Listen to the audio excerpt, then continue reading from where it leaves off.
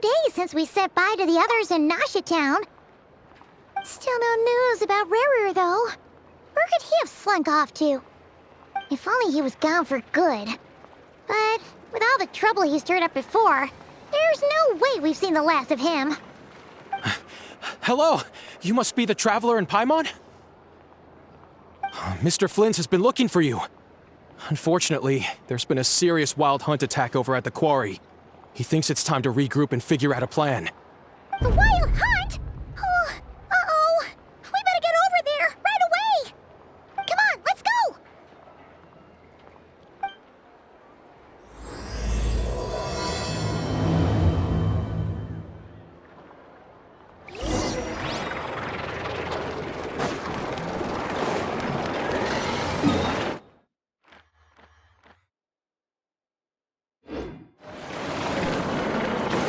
Fearless.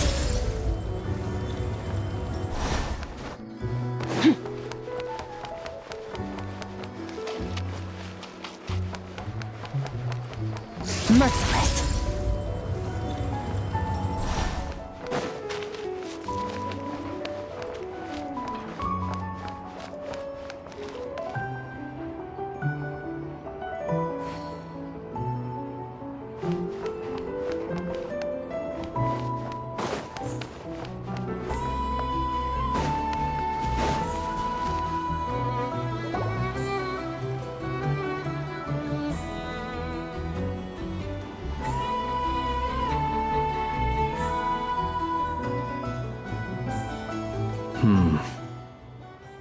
I can barely sense any kuuvahki at all. This whole area feels like a soulless husk. Looks like his appetite truly is insatiable. As if the power of that energy cannon wasn't enough. He's not seriously still getting stronger? What's his endgame here?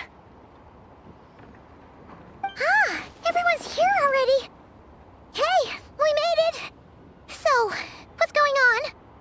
We've all been on high alert since we split up a few days back, expecting Rerir to strike again. But it's like he just vanished into thin air. No one has seen him nor found any trace of his presence. That is, until this morning, when a Ratnik found signs of wild hunt activity while out here on patrol. As you can see, the crystalline itself is physically intact, but the kuuvahki it contained is all but completely diminished. And we're sure that Rerir did this. Who else? He's the only one who could pull off a stunt like this. Kuuvahki loss has reached critical levels. Rerir of Solnari set to maximum threat level. Warning, unless de-escalation measures are taken soon, he will pose a threat beyond our ability to contain. The consequences could be catastrophic. Traveler, do you remember when we encountered Rerir just after regaining his body? There wasn't a shred of sanity left. Nothing but madness and rage. Yeah, didn't he shout out a bunch of names? Then he started raving about how nothing in this world mattered to him. Oh, Paimon gets chills just thinking about it. Oh, but the thought that he's still out there, lurking somewhere and not cry, waiting for his chance to strike? Oh, even chillier. Last time we fought, we were already at a disadvantage. If he has such overwhelming strength, why would he suddenly go into hiding? Yeah, if I were him and I wanted more kuuvahki, I'd just take it by force. No point staying in the shadows.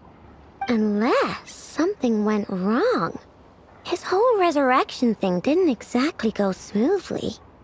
The other thing is, how does someone who's completely lost their mind still have the wherewithal to cover their tracks so perfectly? Beats me. According to certain medical studies, insanity does not always entail a complete loss of rationality. It may be that he is simply living in a world of his own. That actually sounds about right. He was ranting away to himself the whole time, like he had zero interest in talking to us. There are many unanswered questions here. He could be right under our noses, and we'd still be in the dark. Besides his name and title, we know little about him. Certainly nothing about his past, Or what he might be hoping to achieve. Exactly. And we wouldn't even know where to begin looking. Even Boss hadn't heard of the Rerir of Solnari before all this. I'd be willing to bet that even if we gathered together every scrap of intel in Nodcry, we still wouldn't find more than, like, 3 useful facts about him. So, if we do nothing, he'll just keep getting stronger. But if we want to investigate him, we have no idea where to look. Last time we had Marionette and her big robo-buddy to help us, and we still barely held our ground. If we had to face him alone... Oh, Paimon's head hurts just thinking about it. What are we supposed to do against a threat this big? Well, I do have a little hunch about his next move. Given that he attacked the quarry, I'd say it's likely he'll target other places rich in kuuvahki.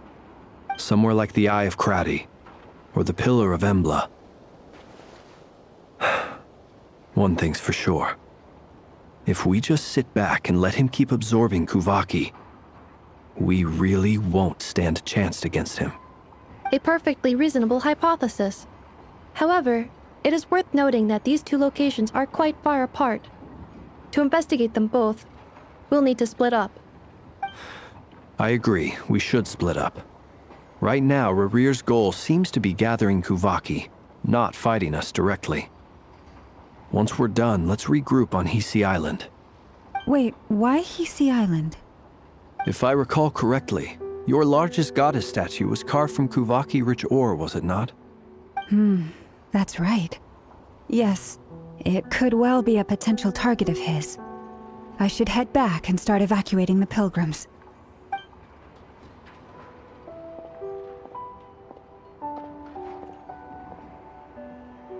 Splitting up's always gonna be risky.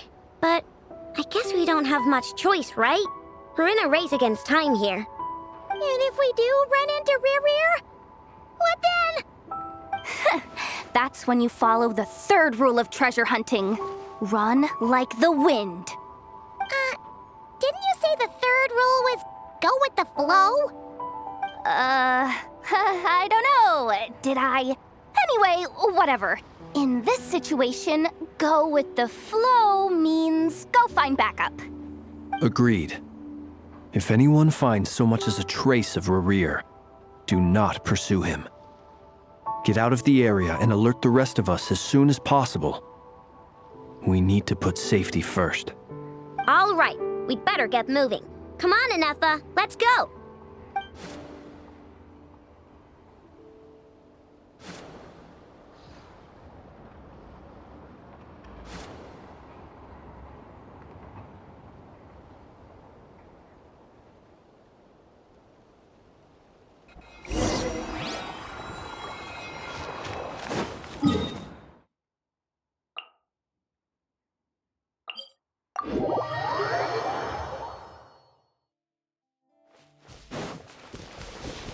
Fearless.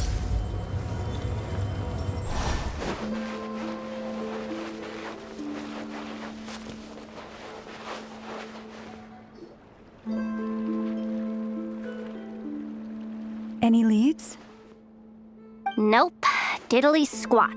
No clues to where he might be hiding. It's like he's a ghost. It feels like we're sitting on a powder keg that could go off at any second. Oh, I hate this feeling. I'd rather face him head on than be left hanging like this. So, you guys didn't find anything either? Not loving the word either. How about you, Flins? I questioned a few Ratniki and eventually narrowed my investigation down to one suspicious individual. But by the time I got to his place, he was already gone. Almost as if he knew someone was on to him. Either that, or he's just extremely cautious and doesn't stay in one place for long. He's been biding his time for a while now. The question is, where or what is his next target? No idea.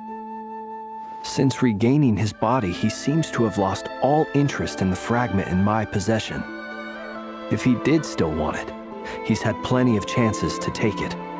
All we can do now is hope that Aino and Ineffa turn up some leads. Darn it, Rerir! If you've got the guts, come face me one-on-one! Wait, he's actually here? I didn't mean it! I swear! No, it's coming from Silver Moon Hall. The Lady Kutar might be in danger. Let's get over there, quick!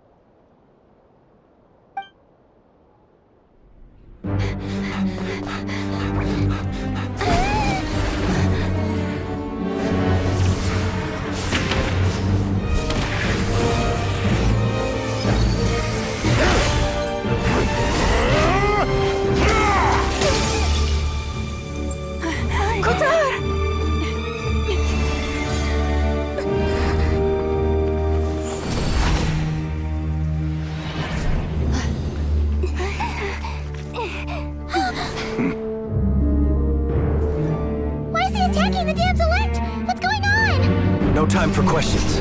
Stop him!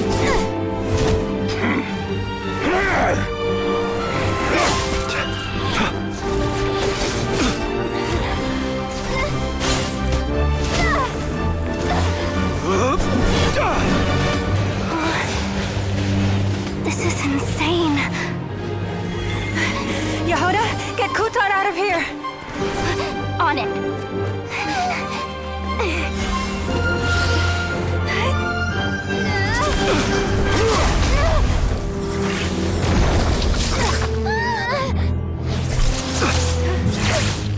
Look where your feeble light has gotten you. Now you shall plunge into darkness. Felindus, soon I will find a way. Watch out!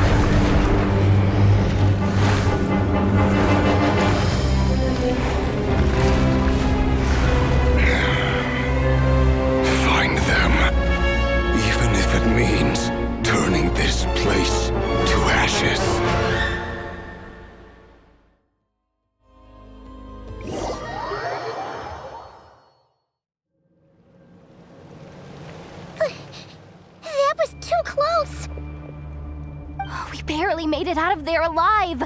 What's that guy's deal? How'd he get so crazy strong? He's a threat to this entire nation. I doubt his strength could even be measured by conventional standards. I have a question.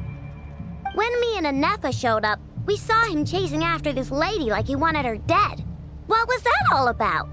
We weren't there for the whole thing either. They were already duking it out by the time we arrived. Yeah, we didn't see how it all started. It all escalated so quickly, we had no choice but to step in. Kutar, can you shed any light on the situation?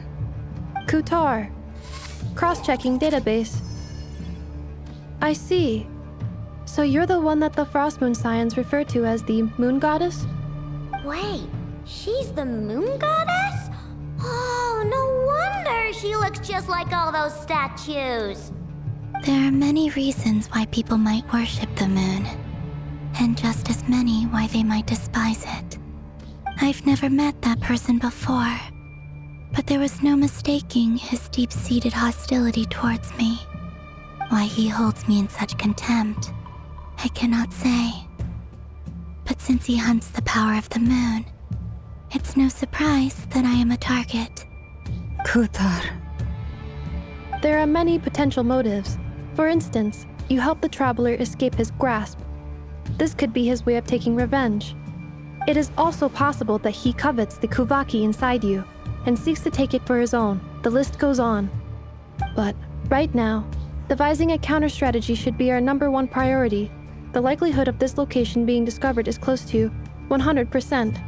A counter-strategy? But we don't stand a chance against an enemy like this. Surely our only option is to run. He's not gonna chase us to the end of the world, right? So as long as we can sneak out of Nodcry undetected. No, I can't say that. Come on, Jahoda. This is serious stuff. You can't suggest we all just chicken out. Running is our only option.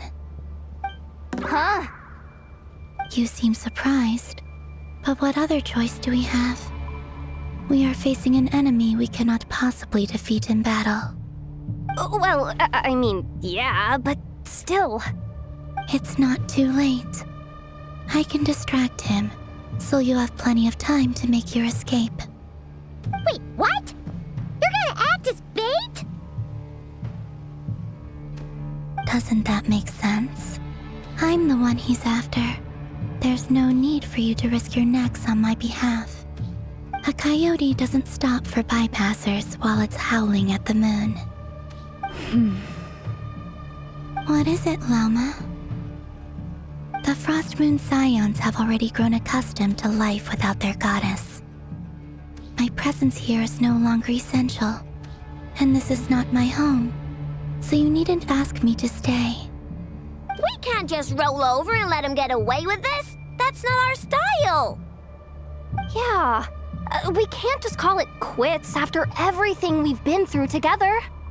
Besides, she'd pretty much saved my life back there. If I just ditched her now, I'd never forgive myself. We can't overlook that you have saved our lives multiple times now. To talk of returning the favor would be a little crass for my liking. But suffice to say that we are friends, and friends look out for one another. Rerir's true objective remains unclear. Even if we were to sacrifice Miss Kutar, there's no guarantee he would stop.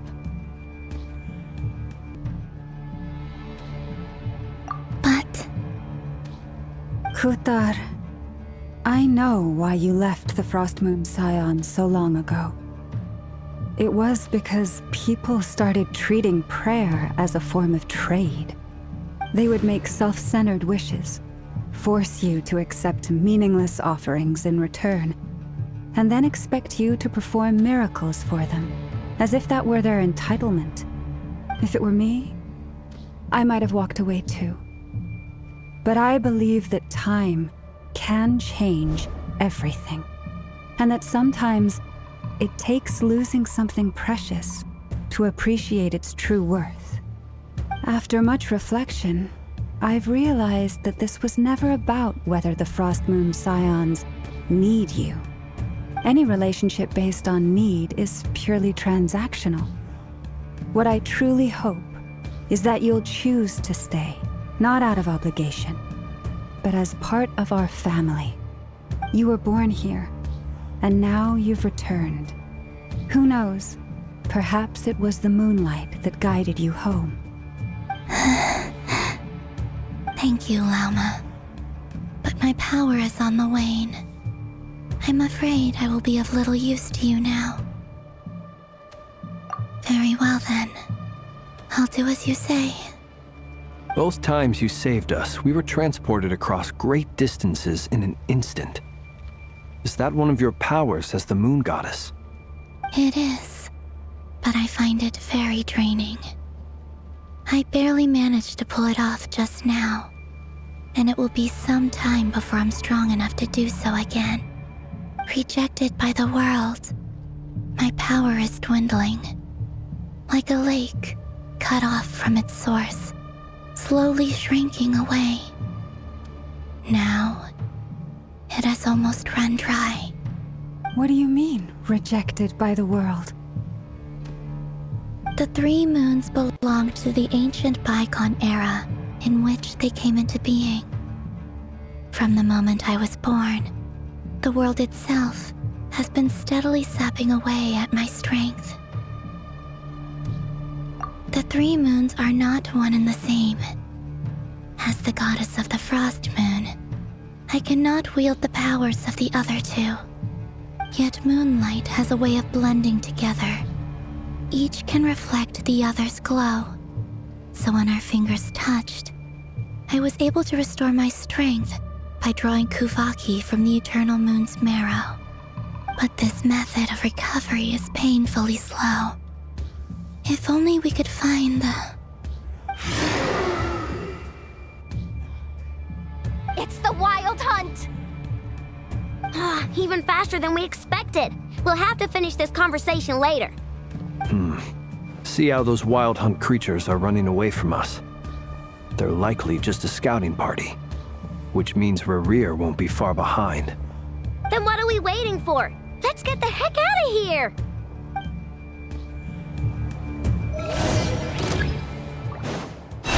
For the everlasting forest. Defensive mode engaged. Annihilation mode. Oh, they just keep coming! This is driving me nuts! Rerir's closing in on us. We need to pick up the pace. There's too many of them! And this time, we can't fall back on Kutar's house to escape! This goes on much longer. Cleanup movements initiated. Ultimatum protocol. Close your eyes. A long sleep. Observe.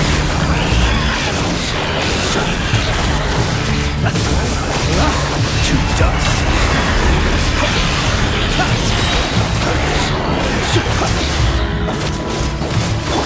Paris, protect us with one heart.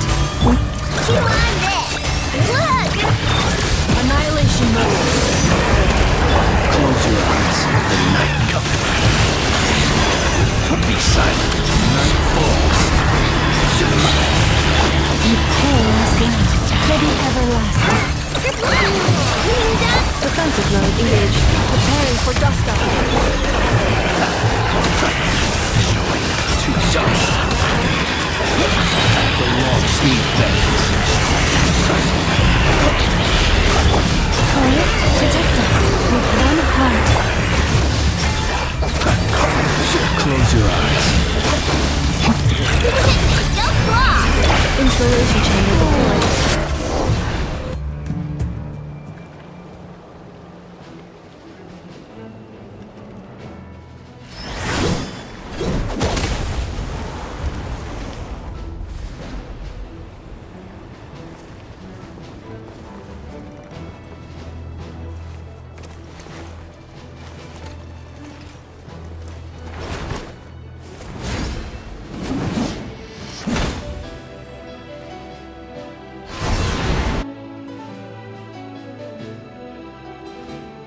What's the matter? Bit off more than you could chew?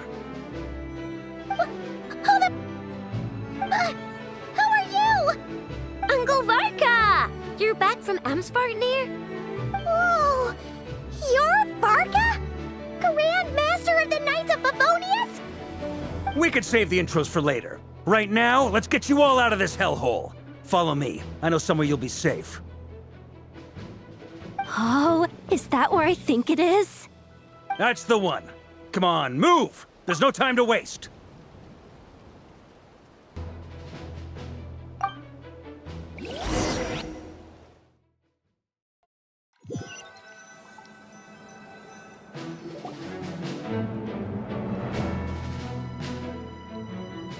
Wow!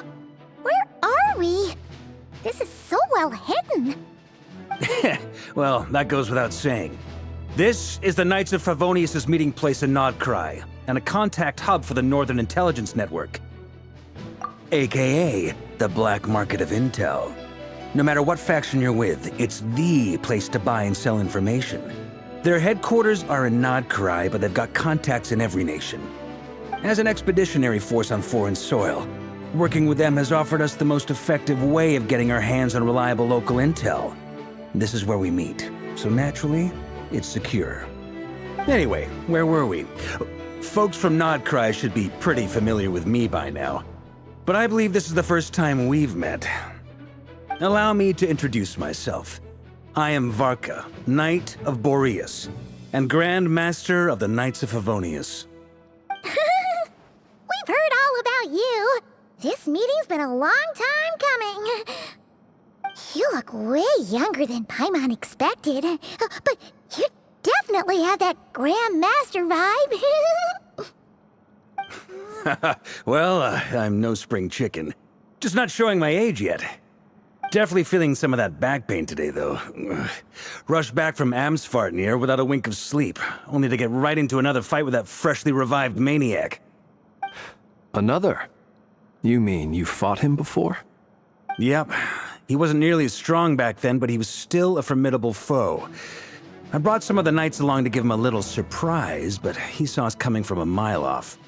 My squad took heavy injuries, and I barely made it out alive myself. We knew it might have been our last chance, so we staked everything on it. But still, it wasn't enough to stop him. I tried tracking him down afterwards, but he didn't leave a trace. Even in his unhinged mental state, he's as cautious as any trained operative. So, I decided to come find you. And as luck would have it, turned up to find you being ambushed by the Wild Hunt. The rest, you already know. Is that why he's been frantically absorbing kuuvahki these past few days? Because he sees you as a threat? Maybe I'm part of the equation, but even if I weren't, I'm sure he'd still be gathering power.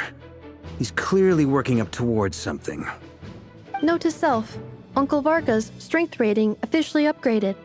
Guess it's my turn to ask questions now. So, what exactly has been happening in Nodcry? Why is the Wild Hunt returned in humanoid form? And why is it after you? That's a long story, but I'll try to make it quick.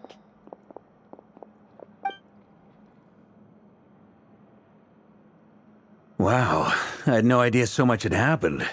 Sounds like you guys have really been through it. So, the Kutar is actually a Fatui Harbinger. And all this Wild Hunt activity in Nodcry is the work of the Rerir of Solnari, one of the 5 sinners. That's a lot to take in. Need some time to wrap my head around it all. I'm truly sorry, Mr. Varka. You stood with us against the Wild Hunt, and did everything you could to stop it from escalating into a full-blown catastrophe. And then, the one time you're away, it all comes to a head and all your hard work gets undone. You've got nothing to apologize for, Miss Moonchanter. You can plan 100 steps ahead and still slip up. That's just life. No one knows what tomorrow holds. You can't predict which way the wind will blow next. And, to be perfectly honest, I can't say I'm surprised. For all the times we've defeated the Wild Hunt in the past, we've never been able to completely wipe it out. Turns out, we were just delaying the inevitable. But now that a new variable has come into play, fate may well take a different course. A new variable? You mean us? Who else? And in a strange way, I think his resurgence might not be an entirely bad thing. The Wild Hunt is like an unrelenting force of nature, but Rerir is an individual with an agenda. He's gotta have a weak spot somewhere. That said, while Aino was explaining everything just now, some of the points that Mr. Flins added caught my attention. You mean about our mystery ally? That's right. From what you've said, not only did they lead you straight to some key files, they also shielded Hiisi Island from a lethal kuuvahki blast. I don't know who or what could pull something like that off. Heck, even Miss Columbina doesn't have a clue. I hadn't heard the story about those files. Would you mind repeating their titles for me? Wild Hunt Phenomena Log, a Nodcry and Ratnik's Field Journal, and kuuvahki Survey Log. Oh. No. Still doesn't ring a bell. Another dead end. Guess all we can do now is hope that our mystery ally keeps showing up when we most need them. Still, it's safest to assume they won't be intervening again. From here on out, we'll have to resolve this crisis by ourselves. Your intel also explains something else I've been wondering about. The reason I led my team to Amsfarnir was because we'd had reports about a possible source of the Wild Hunt showing up there. But once we looked into it, it turned out to be a red herring. I don't know who was behind it, but clearly, it served its purpose. I doubt it's by chance that he happened to make his comeback while my attention was diverted. And from everything you told me, it sounds like his scheming began well before his return. So maybe luring me away was all a part of his plan. But is it even possible that he orchestrated all of this by himself? The Moon Maiden and the Rerir of Solnari, Nodcry of all places. The way everything is unfolding, it can't be a coincidence. So, what do we do now? Got any ideas? Right now, we've got at least 3 things to consider. Let's go through them one by one. First, we need to figure out how to take down Rerir. If we can't beat him in a straight-up fight, the rest won't even matter. To my knowledge, the bulk of Nodcry's fighting force is already gathered here.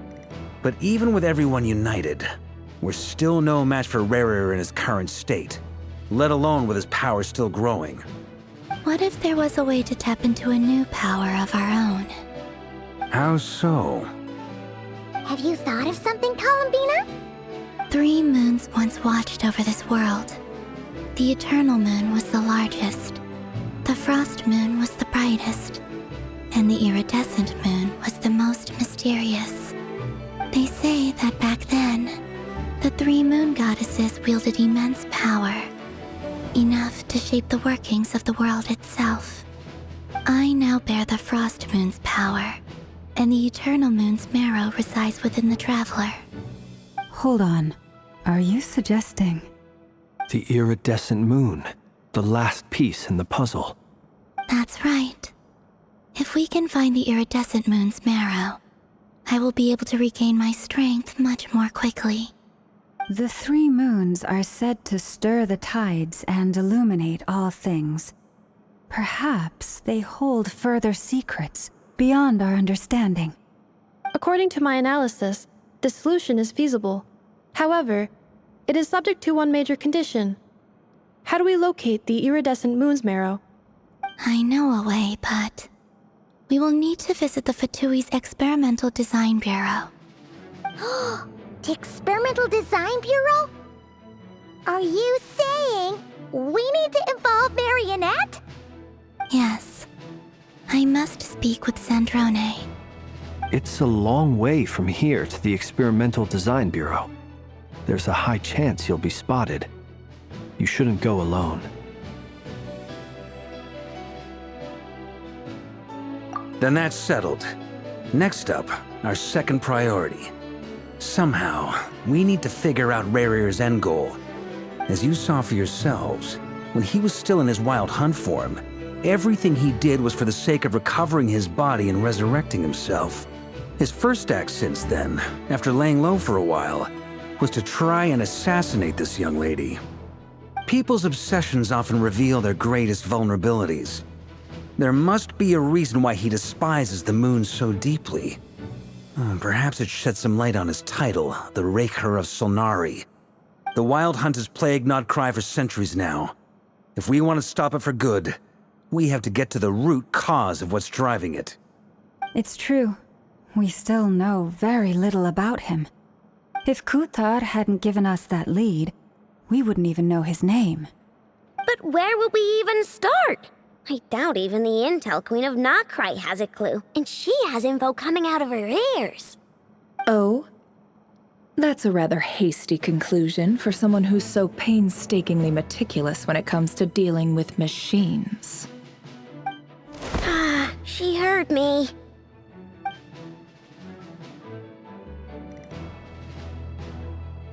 Boss! What are you doing here? I'm now asking myself the same question. I received a letter from a humble knight of Favonius, requesting a meeting to discuss a major business deal. But it looks like this humble knight had something else in mind. Details. Miss Neffer, the important thing is that you've arrived at the perfect time. Since his failed ambush, I've been racking my brains trying to come up with a plan to fight Rerir. Given the severity of the situation, I think it's fair to say that our only chance lies in uniting as one. And I'm talking all the factions in Notcry. We can't do this without the Curatorium, but I knew it'd be a tough job to win you over. So, I took the liberty of reaching out for a little chat. Wait a sec. How did you even hear about this place, Neffer? Didn't you say this is meant to be the Knights of Favonius' meeting spot? And a contact hub for the Northern Intelligence Network? And isn't it supposed to be super hidden? You really think he could have gotten settled in Notcry without my help? Besides, I'm the one running this gig. Of course I know where the meeting place is. Allow me to introduce the current head of the Northern Intelligence Network. If it's intel you're after, she's your woman. Pretty much seen and heard it all. Please spare me the flattery. Let's cut to the chase. Seems like you've run into some trouble, huh?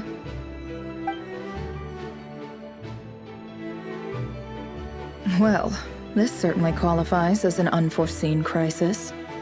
On behalf of the Curatorium of Secrets, I wish you all the best of luck. So you're just going to sit this one out? Why should I get involved? What could possibly be in it for me? What if we told you we can't do this without you? Oh? Then I'd say you'd better make it worth my while. I don't work for free. I can't put a price on something like this. It's just not in my nature. But then again, you and I have always been polar opposites in this regard.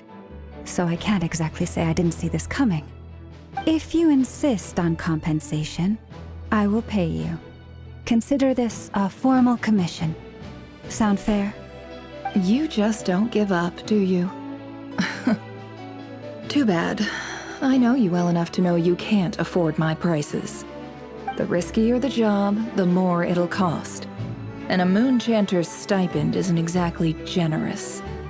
Unless you're planning to start passing the donation box around among the faithful. Boss, just a thought. If they come up short, maybe you can take the difference out of my next few paychecks. Things got really dangerous during the fight with Rerir. If this girl hadn't saved me, I'd be ley line fodder by now. I'd be gone for good, boss. If there's any way we can make this work, I'd really like to help her. Please? I'm begging you. This is why I'm always telling you never accept favors. They are the hardest debts to repay. You have to be careful who you get involved with, or you invite all kinds of misfortune. Very well, Jahoda, I will help. But just this once. Don't count on this happening again. Flins, that fragment that Rerir was after, do you still have it on you? Of course. Let me borrow it. I need it to follow up on some leads. Wait, you actually have some leads? Shh. This is top secret information. I get it. We all have things we'd rather keep to ourselves. Plus, I know we can count on you, so we'll leave the intel gathering in your hands. And that brings me to the third and final item. We need to find a way to distract him. We need time to make our move, so someone will have to stall him. I'm in for this part, no matter what. Anyone coming with? Count me in too. Come off it, you two. Quit playing heroes. I'm way ahead of you here. Ineffa did a scan of the Moon Goddess's kuuvahki signature, and we're gonna use it to make some decoys over at the Kramkake craft shop. Anyone who's in, follow me. Once they're ready, we'll deploy the decoys across Notcry. So as long as the rest of you keep moving, he won't catch on to your scent and won't be able to track you down.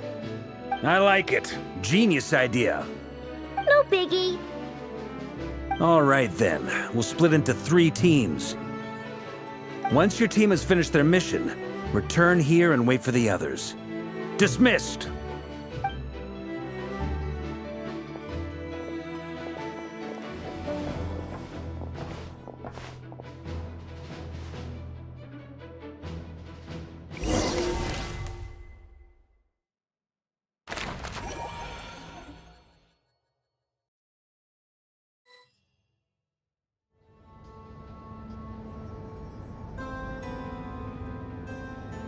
Lady Damselette.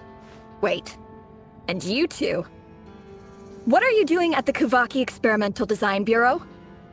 We've been doing our best to mind our own business lately. But if you're just gonna waltz up here like this, you're seriously pressing your luck. Don't blame us for doing what we have to. Huh. You really think that's gonna scare us off? We're not looking for any trouble. I just want to see Zandrone. Do I need to remind you that you're still a wanted fugitive for deserting us?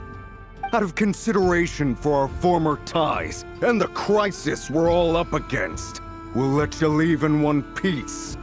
But don't even think about trying to get inside. Let them in. But... Are you going to make me repeat that? No, my lady. Zandrone seems to be in a good mood. Must be maintenance day.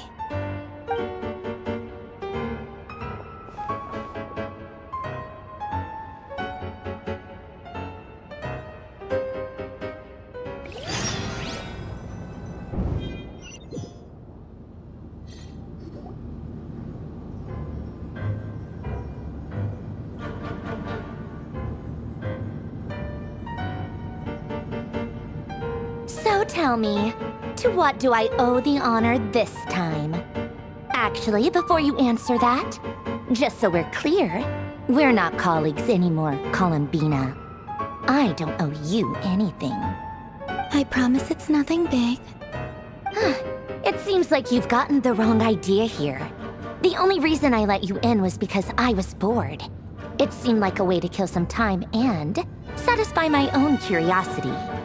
Whatever miscalculations I may or may not have made in the past, I haven't lost the plot enough to even consider sticking my neck out for your sakes.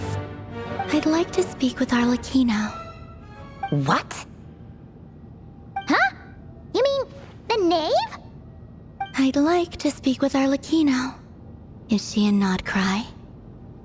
No, she's not. Once the work on this facility was completed, she went back with the Rooster and Regrator. The only ones in Nodcry are me and... What is it you need to speak to her about anyway? Rerir is hunting me. If I'm going to face him, I must first retrieve the lost moon.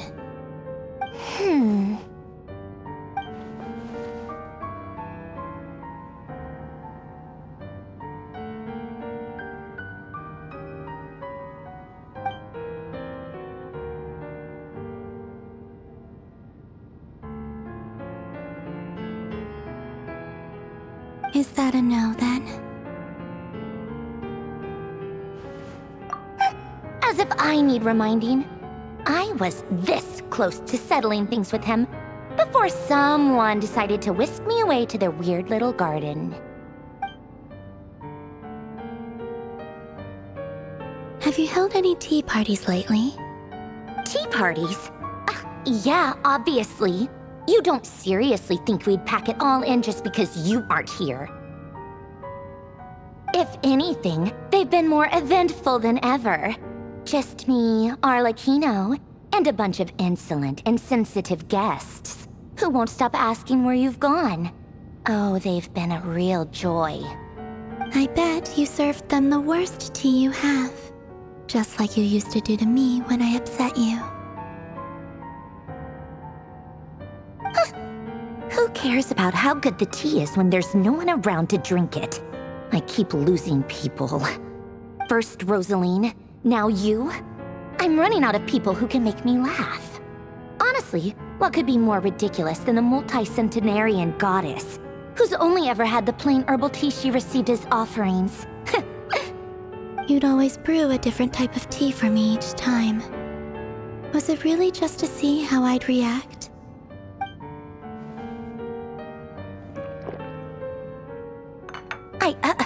Well, duh. Why else? Watching you squirm was practically my only form of entertainment.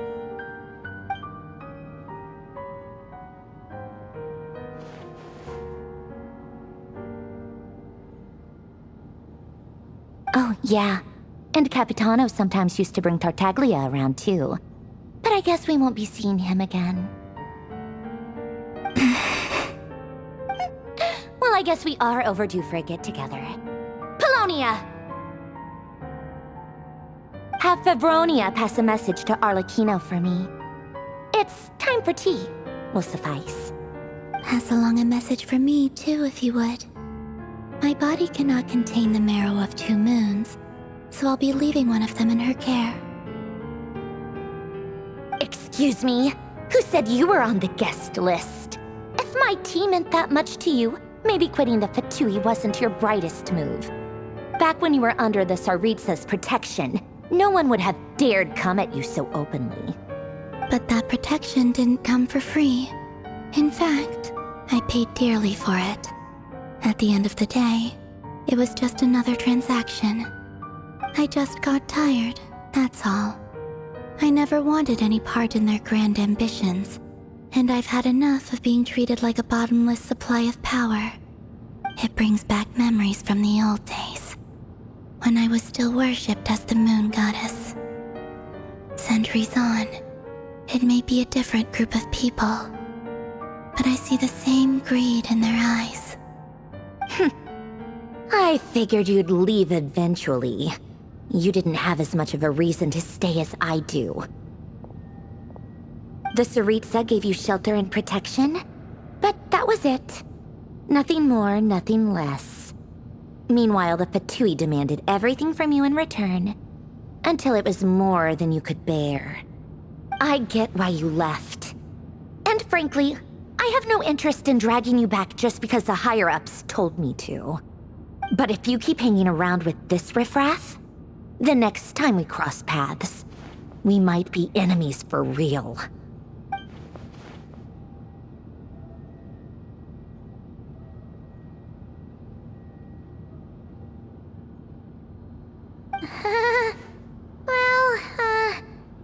Guess that's our cue to leave.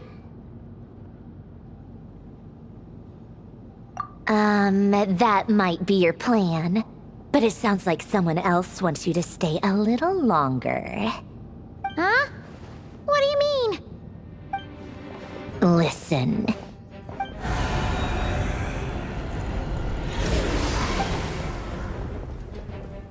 My lady, it's the Wild Hunt. A horde of monsters is headed straight for the facility. Another uninvited guest trying to crash my tea party. Clear the area! I'll handle this. Wait, what? You want us to leave you here by yourself? You'll be lucky to make it out of this alive. You really think you can afford to worry about me? Go on, get out of here. You may have stopped Polonia from crushing him last time, but I've made sure that won't happen again.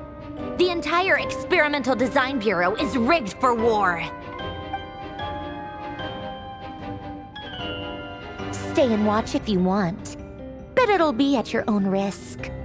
You're not flagged as friendlies in the weapons system. Don't tell me what to do! Look, if you're leaving, make it quick. Or you'll just get in my way. There's a secret passage on the 2nd floor. It'll take you right to the plains out back. Stare all you want, Columbina. You're not getting another invitation to my tea party. I know. But thank you anyway, Sandrone. This is exactly why you shouldn't hang around with those people. All their melodrama and sentimental nonsense is rubbing off on you.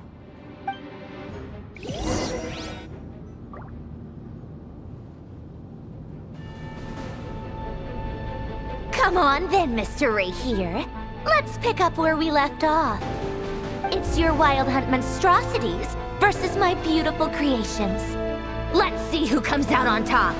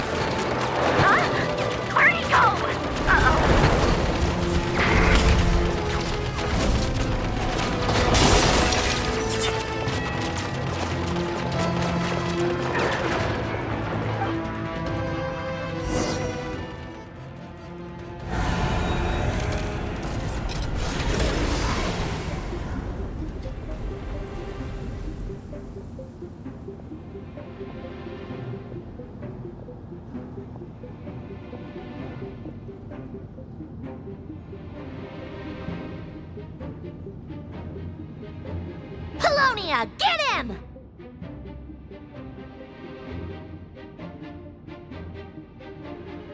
I've upgraded Telonia again since our last encounter, and uploaded every last scrap of your data.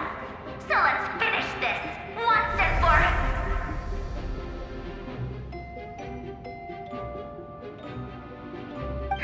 She's not here. Where did she go?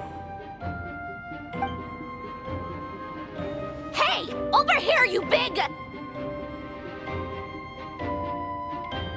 Cursed moon. Go. Keep searching.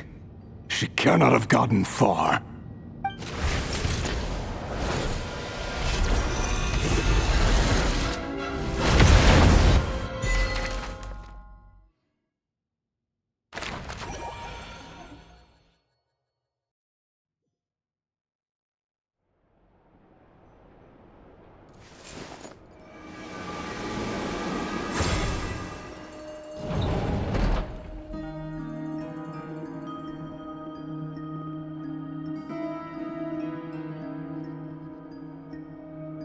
So this is your method for investigating Rerir's past?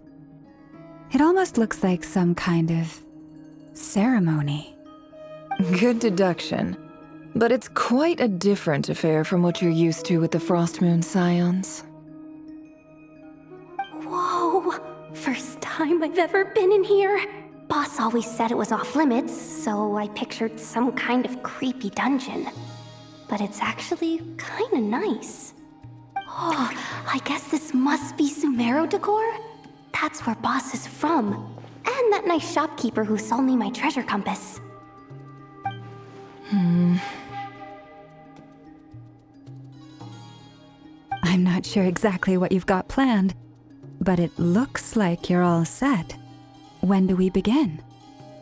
Whenever we wish. But for some reason, I've got a feeling this isn't going to end well. I've never faced Rerir myself, but from what you've told me, his power is beyond anything I could imagine. I, on the other hand, am just an ordinary businesswoman. Our paths should never have crossed, yet here I am, forced to make an enemy of him. If you ask me, you're about as far from ordinary as it gets. So what are you saying? You're getting cold feet? Once I take a job, there's no backing out. Still, I have to ask myself if the power I'm relying on will even work on an opponent of this caliber. And also how to make sure I come out of this alive if things spiral out of control. Death is the one thing we can take for granted. It is the great equalizer, however fortunate or unfortunate we may otherwise be. So it's important to consider how to spend what lifespan we have left. Come on, boss. Lighten up. Quit talking about death. It's bad luck. For once, I agree with you. When you're up against a foe like Rerir, there's no such thing as being too prepared. Is there anything I can do to help? That won't be necessary. I've already made up my mind. Time to cash in a precious favor I've been saving for a rainy day. Jahoda, I need you to find someone for me. The sooner the better. Find who? That shady merchant who sold you an overpriced treasure compass the other day. Come on, boss. You're pulling my leg again. In what way is she shady? She showed up when I was completely lost and sold me a neat little gadget that was exactly what I needed. Trust me, she's a good person. Anyway, I know who you're talking about. Don't go anywhere. I'll be right back.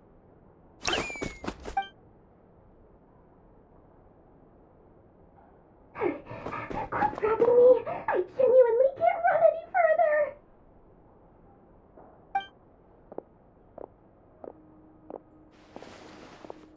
Hey, aren't you? What is it? What's the big rush?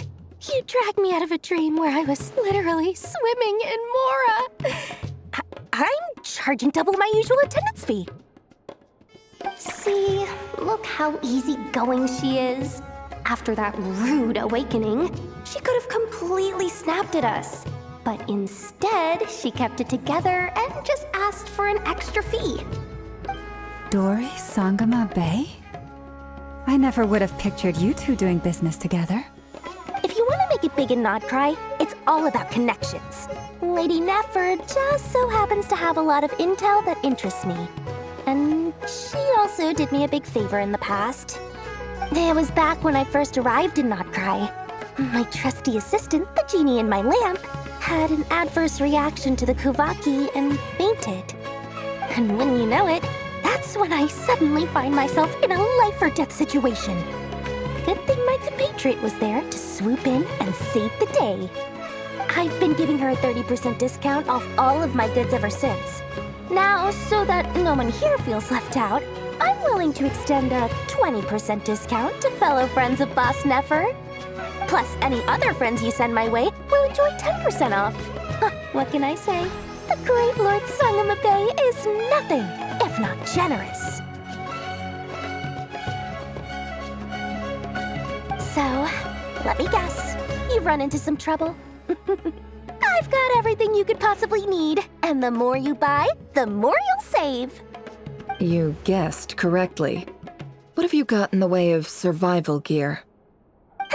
The one type of gear I've never been short on.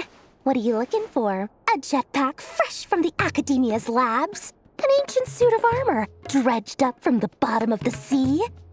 At the very least, I need to know what kind of opponent you're dealing with here. If even you're worried about staying alive, it must be pretty serious. What if I told you it's someone with the power to bring a nation to its knees? Is that so? Then we really are talking top-shelf treasures. I don't have anything like that in stock right now. I'll have to ask my supplier. Your supplier? A powerful woman, make no mistake. I can't reveal her identity, but luckily for you, I hear she's planning to visit Nodcry in the near future. If you're willing to wait, I can ask her when she's here. Can't say exactly how long that'll be, though. Then, let me put it another way. What would you do if you encountered an enemy like that? Roll over and serve yourself up on a silver platter? Of course not! I have a handy little trinket from one of my generous suppliers, which... Hold on. What exactly are you getting at? No! This is for my personal use only! Let's just say I'm borrowing it, all right? Just for insurance purposes. You'll get it back later. Favors are the worst kind of debt to owe, and now you've got a chance to repay one. A win-win situation, don't you think? Fine. You can borrow it for 5 days. No, make that 3. And for every extra hour after that, I'm charging you 1 million mora. Deal? Deal.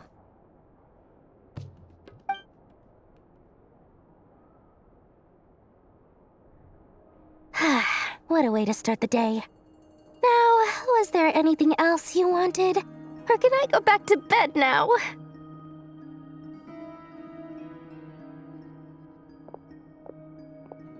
That will be all. Take care now. Don't trip up on your way back, friend. See you later! You're my favorite shopkeeper.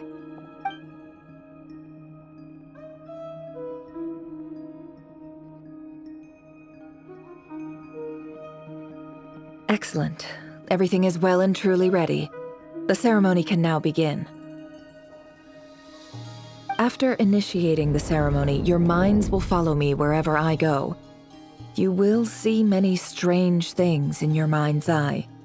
So remember, don't be frightened, and don't make a sound. Now then, let us peer into the Rerir of Solnari's past.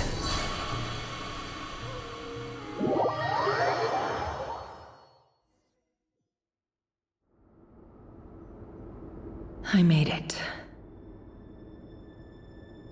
I don't recognize this style of architecture. Must be Conrian. Simple furnishings, table and chairs. It's a more ordinary house than I might have expected. Looks like the fearsome Rerir of Zolnari came from surprisingly humble beginnings. Unless this passed for luxury in Conria.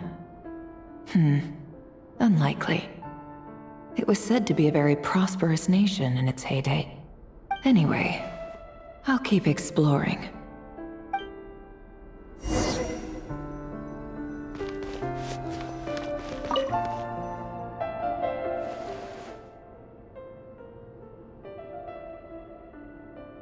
Hi, Rerir. Since you're working extra hours tonight, I thought I'd keep myself busy by checking out that new kebab shop. I've heard good things about their menu.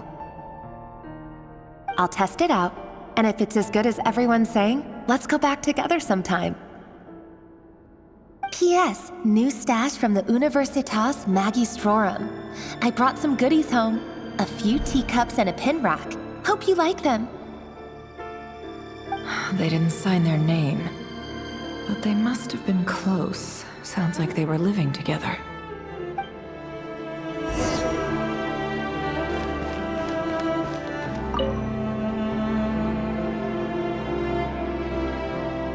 I went over to Joseph's for drinks today. They have a fine collection, but I went alone. Flindis was tied up with something and couldn't make it. Joseph asked why I came alone, but I didn't really have an answer. He then went on to ask about other things. If you ask me, someone who asks that many personal questions is too nosy for their own good. But if he invites me again, chances are I'd still go. Flindis. That's the same name Rerir mentioned. Crane imports keep falling. If things don't pick up, we'll soon be back to meat and mushrooms only. Honestly, I'm not a huge fan of that new type of mushroom everyone's been into lately. Didn't it start out as a lab-grown variety? I heard it's even mildly corrosive. Seriously, why would you even eat something like that? I don't care if it's an impressive feat of alchemy.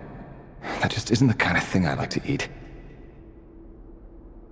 Grain has to be imported, and they're eating a diet of mostly meat and mushrooms. Could it be because Conria is underground, so it doesn't get much sunlight? That would explain why they use so much stone in their buildings. They even use alchemically modified strains for food. Seems like the people of Conria don't have many options when it comes to dining. I've just about saved up enough now. Time to buy it and keep it somewhere safe. Making a big purchase. I wonder what it is.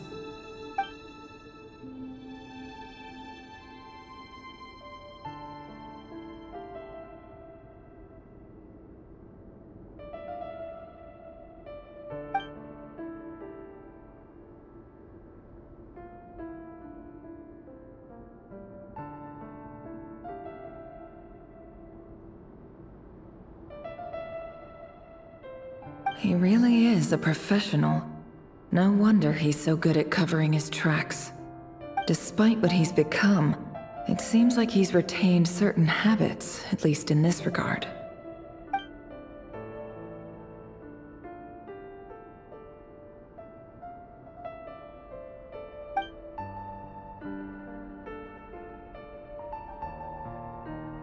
Did Rerir rip it out himself?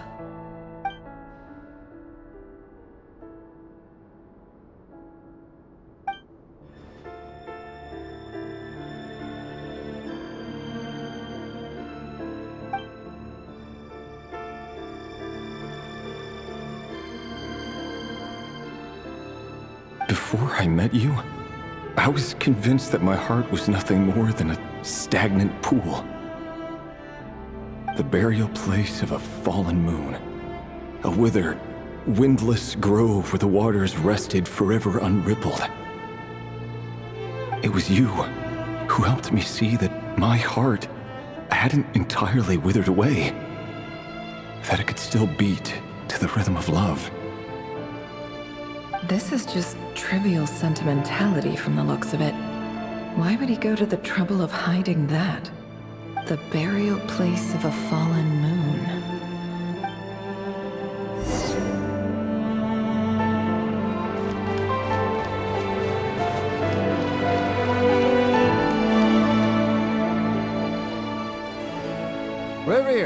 over here. Dane! Oh, and, Vediflin here? What a surprise to see you here, sir. Hello there, Rerir.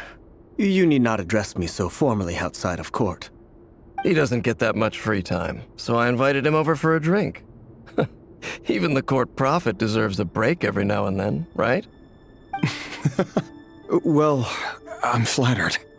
So, what are we discussing today? Hey, don't look at me.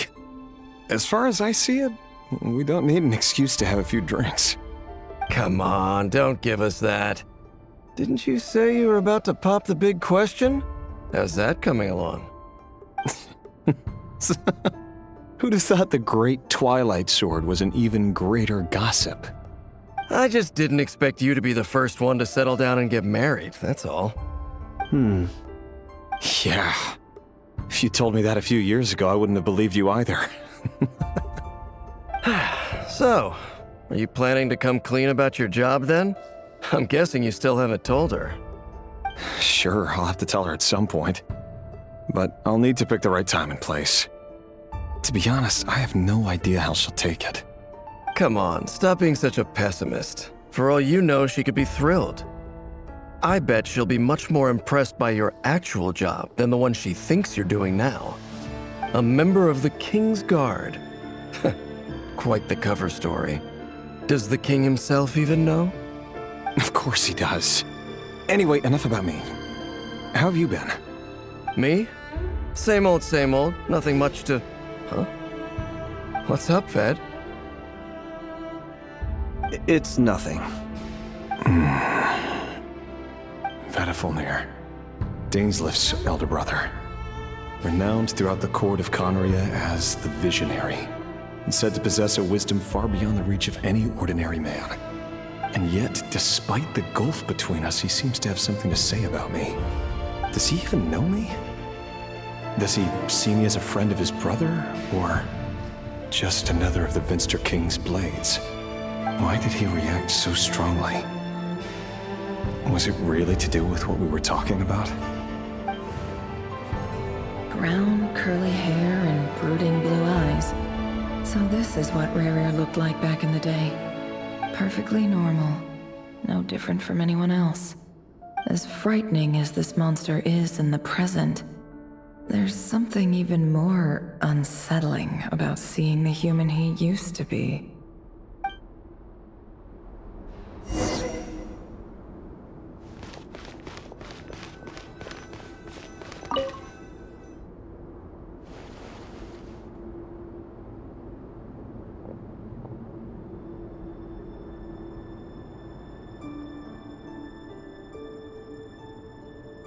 Felindis?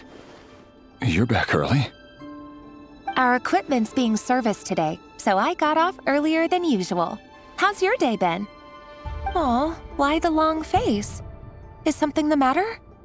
Has your boss been giving you a hard time again?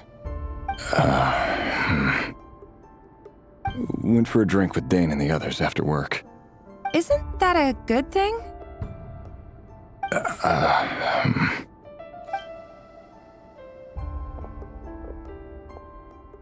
Vediflin showed up today, too.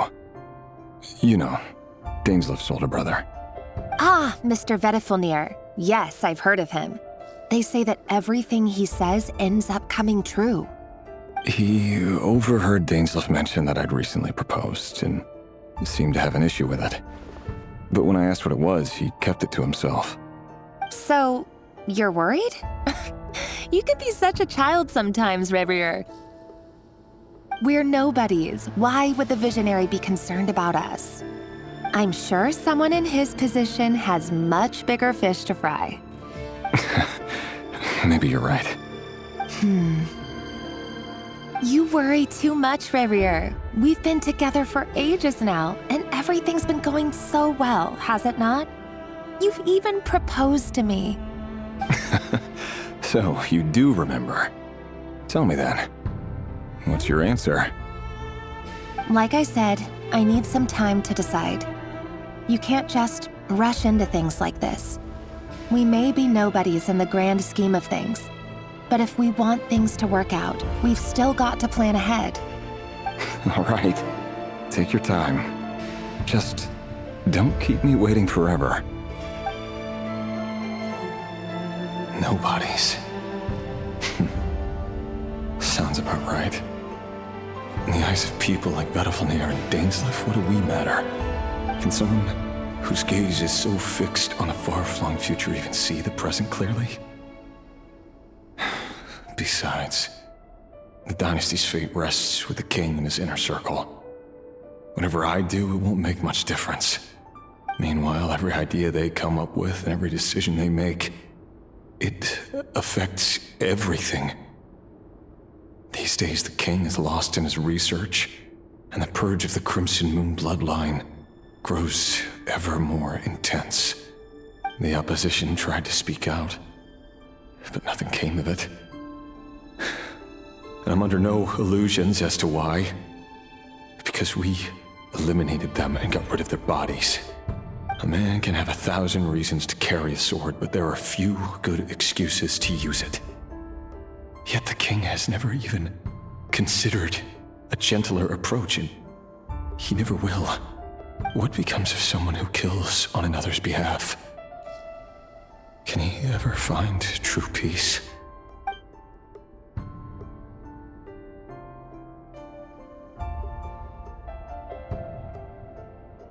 Thelindis?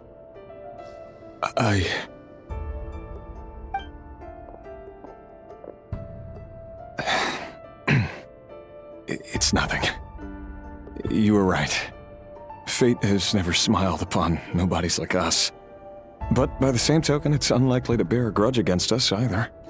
There's no reason we can't keep living happily together, cherishing the simple joys of each day as they come. See? You just need to stay positive, Rerir. I can feel your warmth, your breath. You're right there, right by my side. Just seeing you makes me happy in a way I can't explain, and that's something that no one could ever take away from me. So smile, my love. Let go of that frown. You're right, Thelindis. I've just been overthinking things. That's better. Getting caught up about things like this will only ruin our evening. Speaking of which, all set for the ball tonight? I need to go get ready. You go ahead. I just have a few things to take care of, then I'll come join you. Even busier than the big shots, huh? Fine, I'll go get started. But don't be late. If you keep me waiting too long, I won't be a happy bunny. Relax. I'll be there. Seriously, though, you drive a hard bargain. You're really gonna leave my proposal hanging and still expect me to take you to the ball? Well, that goes without saying. I already told everyone I'd be coming with a dance partner. Besides, they're two completely different things. Let's take it one thing at a time, all right? All right. White outfit it is. It seems like Rerir was deliberately hiding his ties to the intelligence services by giving the impression that he was just an ordinary member of the Finster King's Guard. He clearly doesn't want his would-be fiancée to know about his other life. Then again, that's hardly surprising. People in the intelligence trade rarely do. Who'd have thought we were in the same line of work? Let's dig a little deeper.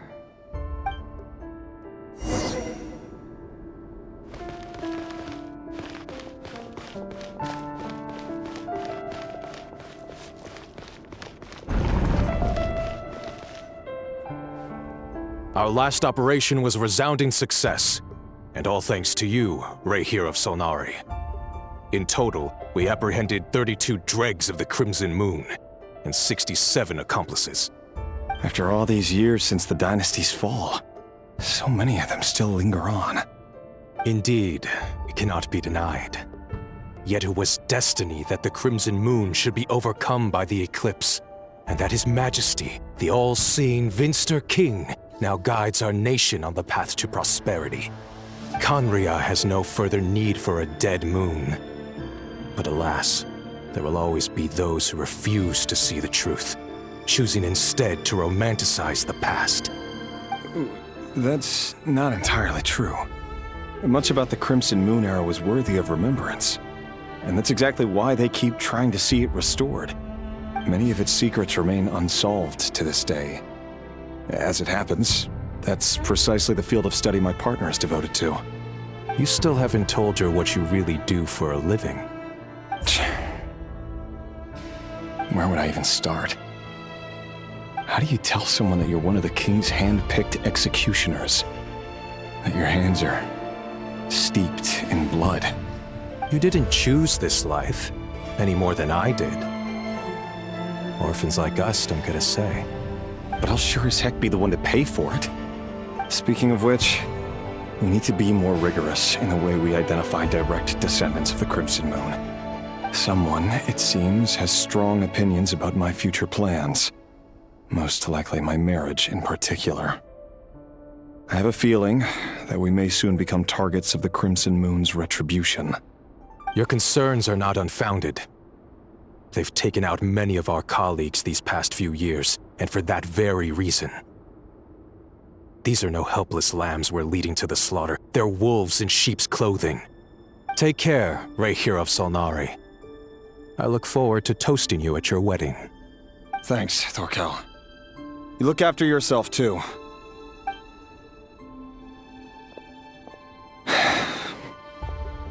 Thelindis, I never wanted to keep this from you. You're the last person I would ever want to lie to. But that's exactly why I can't tell you everything. There are things you shouldn't know. Things you cannot know. The moonlit dynasties are a thing of the past. Yet even now, with the sun shining high in the sky, there are those who would call forth a dead moon's ghost. Could that be why Vedalfnir held back? Or was it because of some court secret he's not at liberty to share? I have to get a clear answer from him. No matter what happens, I will protect Thelindis. Rerir seems to be very concerned by Vedalfnir's reaction. Vedalfnir and Dainsleif, the Visionary and Twilight Sword. So that's what they were really like. I've investigated this whole area now. There doesn't seem to be any other memories here. Should I try somewhere else? Wait a second. What's this black smoke?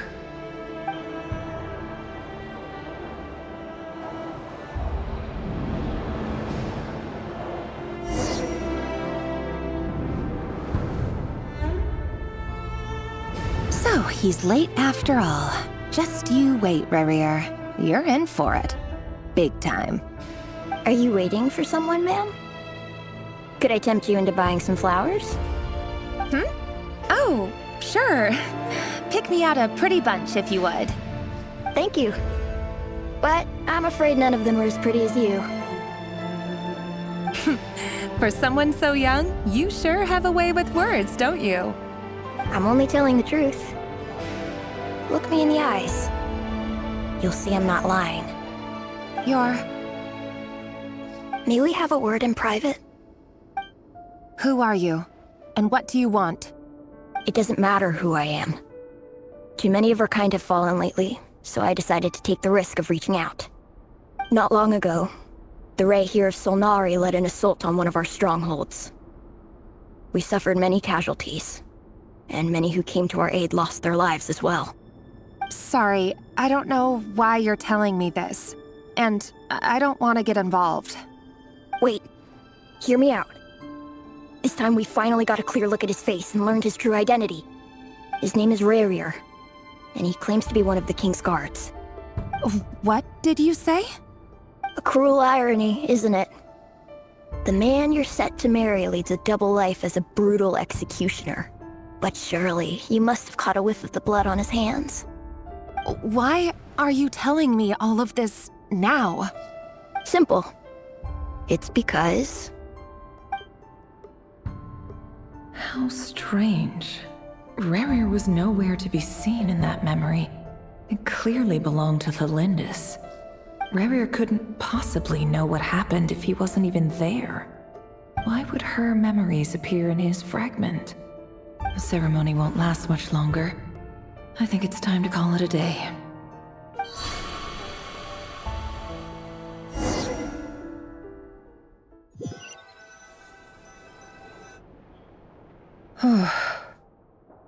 So that was your doing? Did you just pull us inside Rerir's fragment to spy directly on his memories? Any more questions, and I'll have to start charging. I had no idea you could do that, boss! Seriously, that was amazing! We're not worthy. We're not worthy! I gotta admit, though, I'm itching to see what happens next. Feels like we barely scratched the surface. I'm just as curious as you are, but the ceremony only allows for limited time inside. That's all we can see for now. Luckily, we managed to learn quite a lot. So far, so good. I just hope the others are doing okay too. Especially the group with the Traveler. Their mission is a risky one. Let's hope it's all going smoothly. If you're worried about them, go see how they're doing. If I know boss, she's gonna need some time to write up all the details and make sure it's all coherent. I'll stay behind to lend a hand, but feel free to head back and meet up with the others.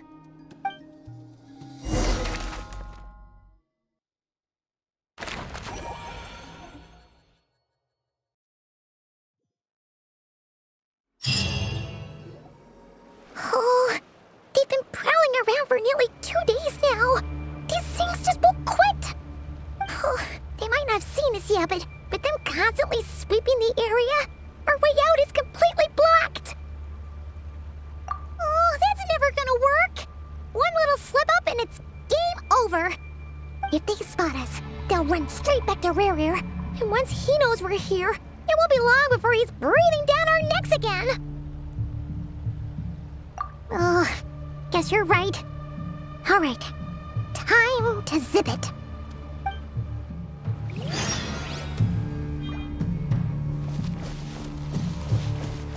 Quick, hide! We almost got spotted! Phew, that was a close call.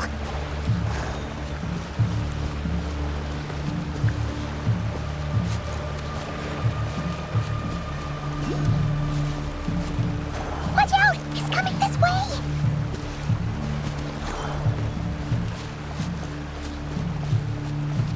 Keep going. We're nearly there. This is the final hurdle.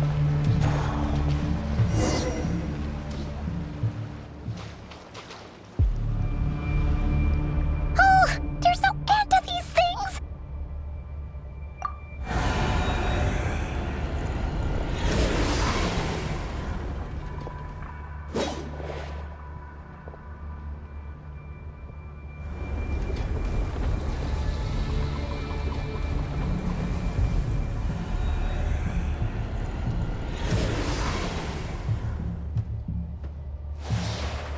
Fire. Fire? Wait, what's that smell? Oh no, there's a fire!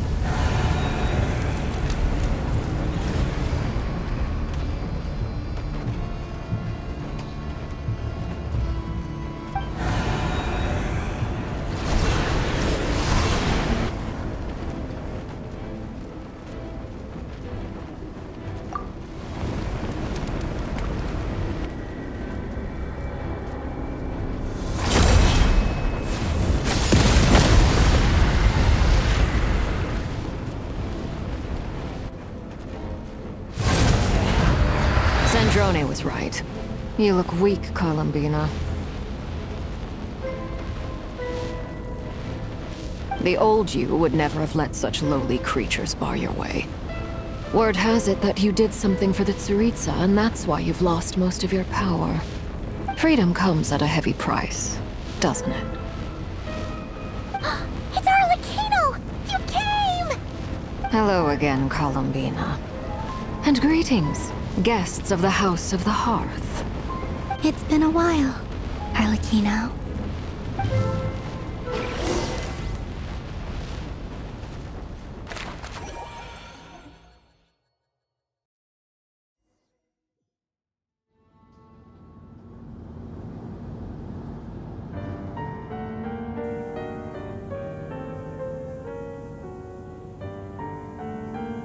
stupid Rerir of stupid Solnari. Ugh, whatever.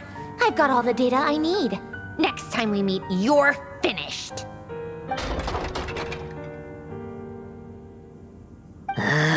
He sure doesn't pull his punches. Excuse me, do you need a hand? You can do me a favor by staying out of my way. Can't you see I'm busy? Wait a minute. I recognize that voice. Hello, Miss Sandrone. Father sent us over to help. How considerate of her. Hey, Fremine, get over here and help me fix this. Lenny, you do your thing. Just keep your sister away from my machines. Nearly every machine that Catgirl touches ends up going haywire. Go put her on cleaning duty or something.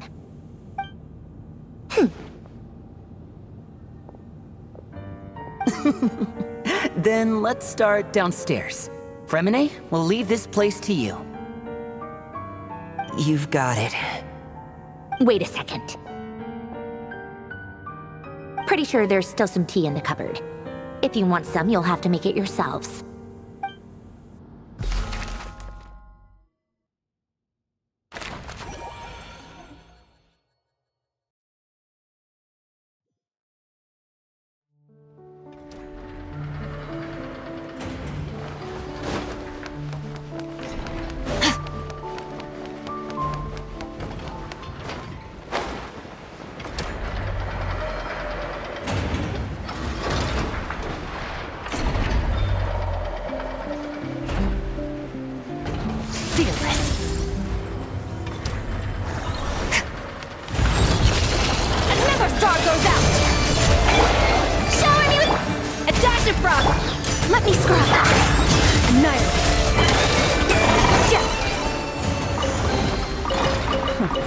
You've earned yourself a reward.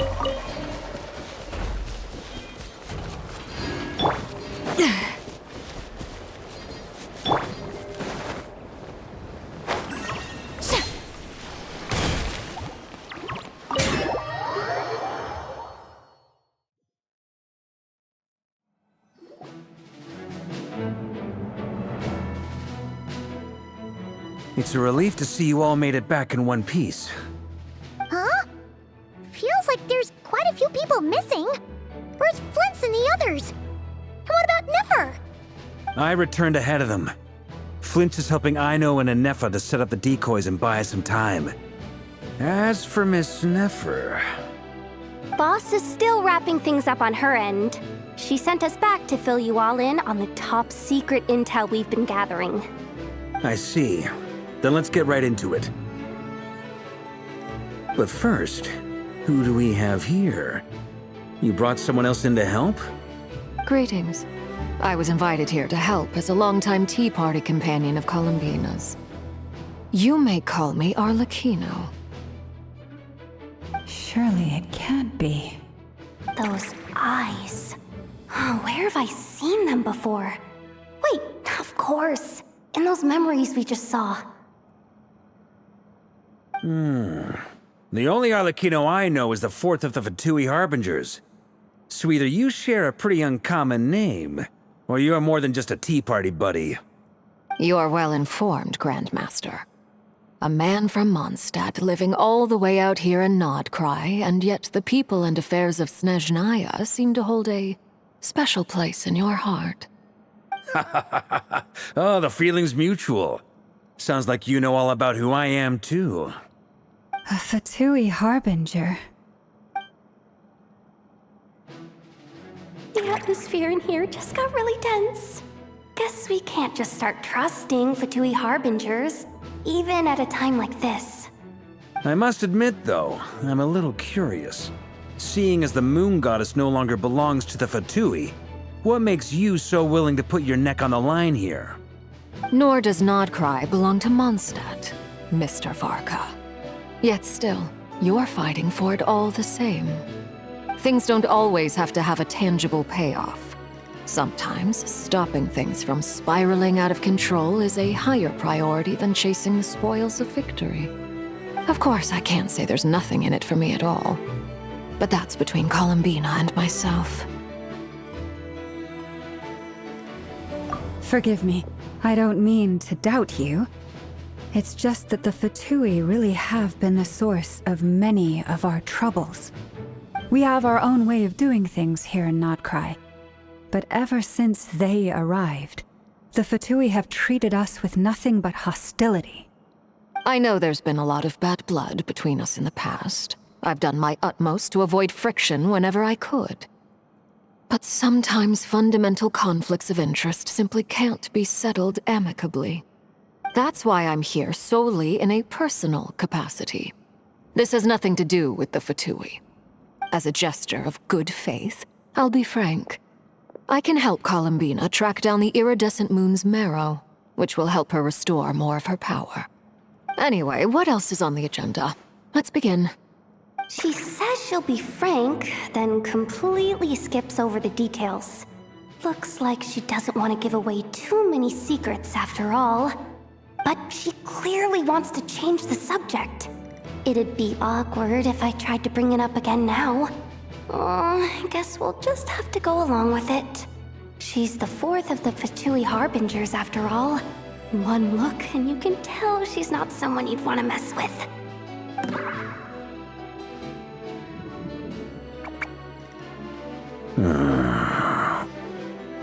Well, since Miss Arlecchino sounds confident in her ability to handle that, we'll proceed to the next topic. Jahoda, time to share that top-secret intel. All right, listen up, everyone. First, we now know that Rerir was originally a Conrian secret agent whose primary mission was to hunt down and assassinate the so-called Dregs of the Crimson Moon. The Dregs of the Crimson Moon? Mm-hmm. In the memories, there was a lot of talk about the Crimson Moon and Eclipse, and a whole bunch of other stuff from the time of Conria. To my knowledge, those were the names of two different Conrian dynasties. Long, long ago, it is said that the people of Conria worshipped the Crimson Moon, drawing a mysterious power from its reflection. But one day, a coup saw the Crimson Moon eclipsed, hence the name of the new dynasty that replaced it, and how it became the new emblem of Conria. Still, long after the Crimson Moon dynasty had fallen, the last ruler of the Eclipse dynasty, the Vinster King, still coveted the secrets it left behind. So, he sent the Rerir of Solnari to secretly hunt down the Crimson Moon's few remaining followers. In those days, Rerir showed no signs of madness. In fact, he was as normal as any other person. Oh, and he had a fiancé, or at least a would-be fiancé, called Tholindis. What's the matter?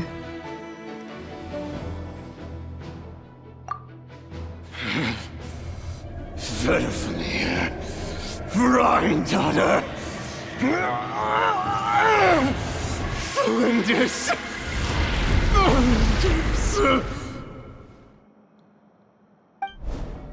Interesting. Anything else?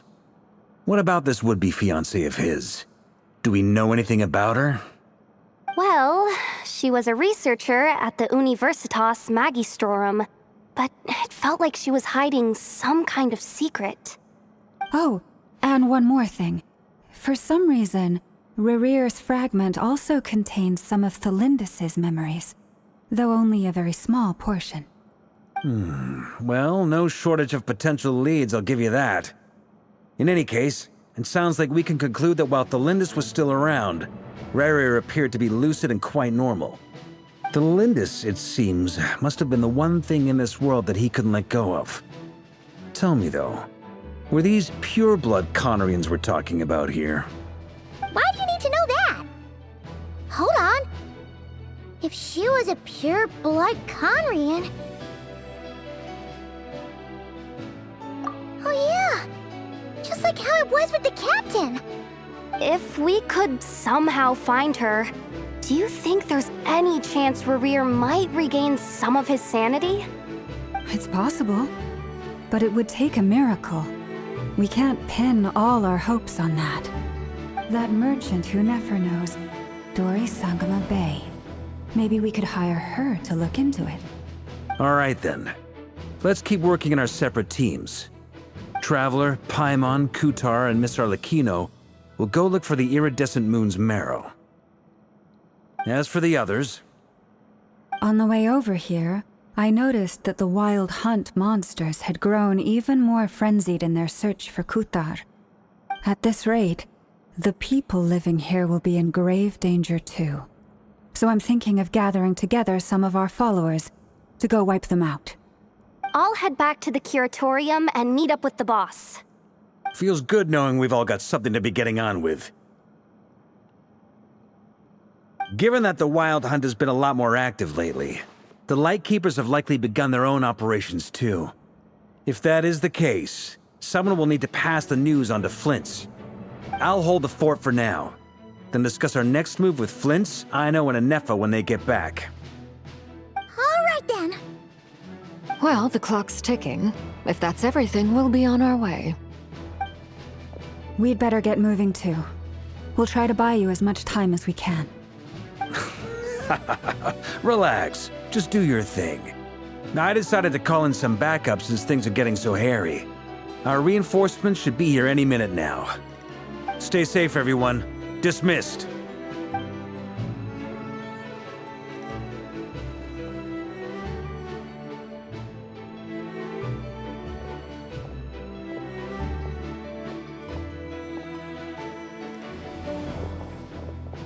We're back. Did we get here a little early? Or a little late? A tad late. The others have already set off. To summarize, our resident moon goddess has found us a new ally, and Boss Nefer has uncovered some promising info. Everything going smoothly on your end? Not great. I don't know how long we can stall them for. The decoys are getting taken out way faster than we imagined. I'm gonna make some more later, but I need a timeout first. I'm so tired right now. Oh, right! Ineffa, could you fill in Uncle Varka on what we just discussed with Flins? Sure. Uncle Varka, you previously told us about how when you went to investigate a source of the Wild Hunt in Amsvartnir, you discovered that it was just a diversion. But according to Flins's intel, several outbreaks of the Wild Hunt had already occurred in Nodcry in the period leading up to that. That was before Rerir had regained his body, when he was far from regaining his full strength. In other words, in theory at least, he still lacked the means to act in two places at once.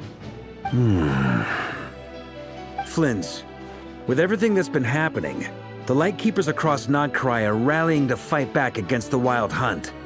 They're gonna need your help. I know, I'm sure you're capable of coming up with something far more effective than decoys. But for now, you should stay here and get some rest. Ineffa and I will head back over to Amsvartnir to see if there's anything I missed. I told you Uncle Varka would say that, didn't I? A deal is a deal. Not a word about my snack intake for the next week. Database updated. Reliability of Aino's predictions increased. What does that mean? They were betting on how you'd respond after hearing their intel. It's the obvious choice, isn't it? That's hardly worth betting on. We already decided that Ineffa should go investigate the situation over at Amsvartnir on her own. You might as well stay here and keep watch. Someone needs to hang back and oversee our strategy meetings. And besides, you still haven't fully recovered from ambushing Rerir. So I've ended up with the easiest assignment. Well, I appreciate it, everyone. See you when you get back.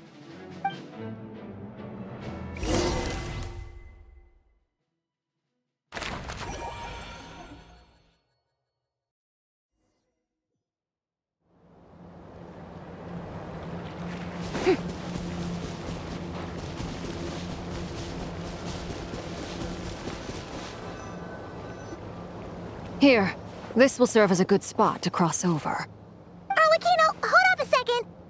since you brought us all this way, would you mind telling us what you've got planned? We still haven't got the slightest idea what's going on here. And if even Columbina doesn't know where the iridescent moon's marrow is, how do you? Simple. Because I am an inheritor of the royal bloodline of the Crimson Moon, and one of the last surviving embers of the Two Worlds' flames. Huh?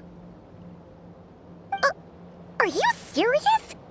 Isn't you're a descendant of that Crimson Moon dynasty we were just talking about? The one from ancient Conria?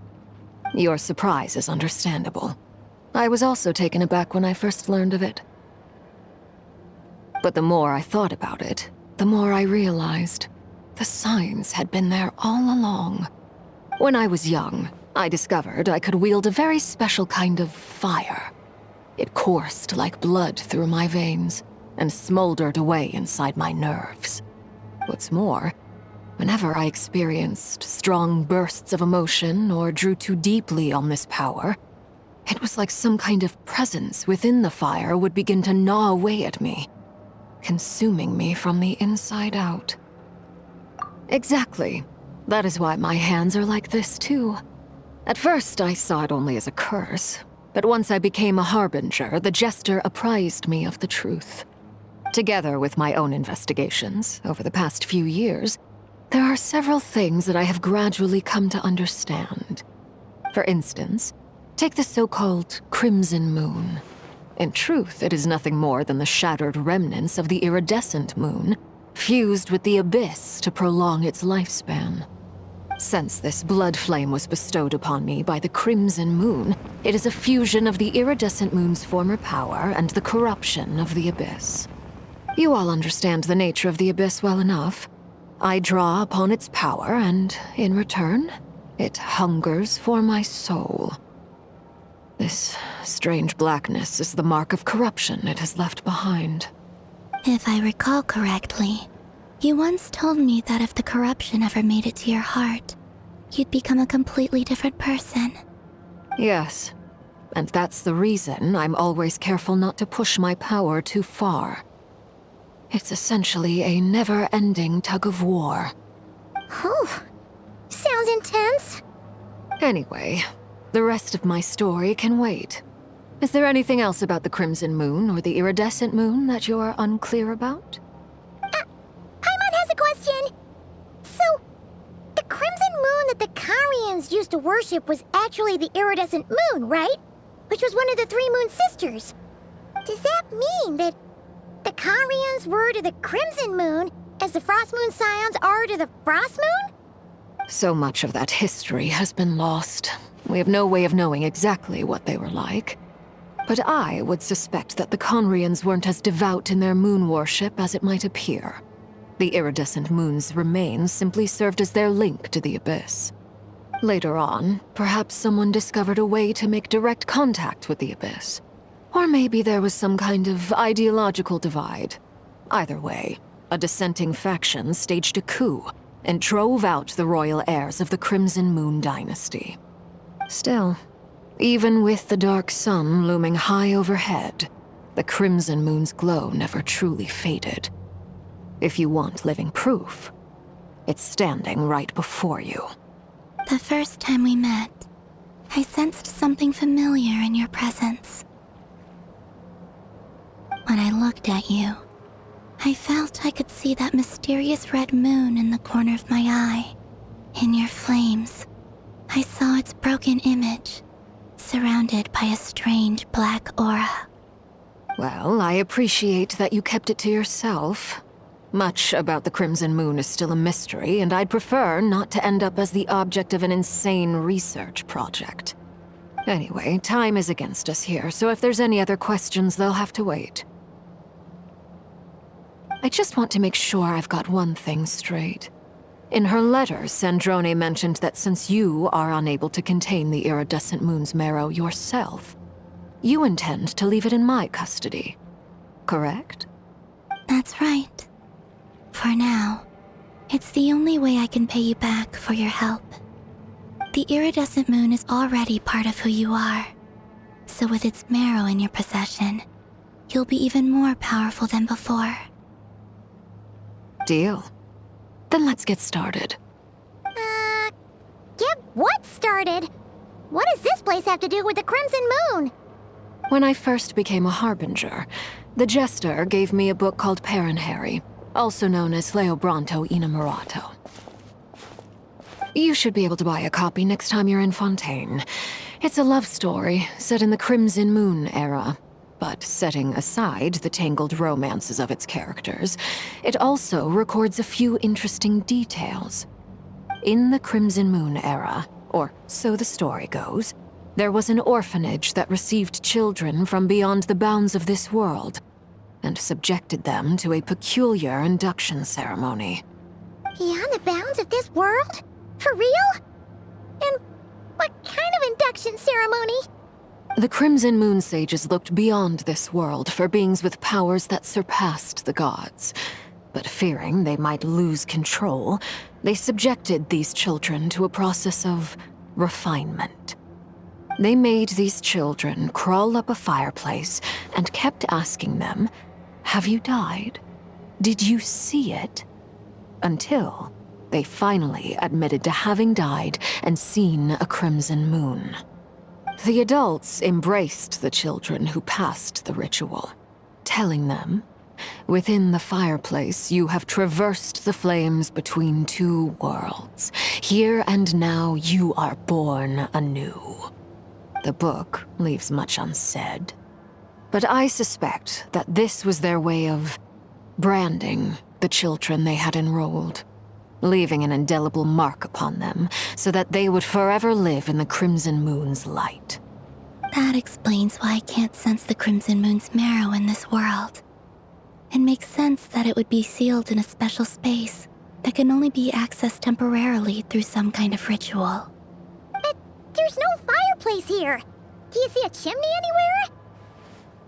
Oh, are we supposed to build it ourselves? Okay, fine. Paimon will go find some bricks. That won't be necessary. The fireplace is purely symbolic. The key to the ritual is crossing the flames between two worlds. In other words, the flames that burn within me. Those burned away by such flames leave behind a kind of ghostly afterimage in the world. In the days of Conria, people believed they could be used to bridge the gap between the two worlds of life and death. In short, I can open a passage to that space for you. That's the easy part. The catch is I'll need to stay on this side to keep the passage open, so I won't be able to come with you. Once you're inside, you'll have to find your own way. Very well. Then I'll open it up. Traveler, spare me a little more moonlight if you would. I may need it.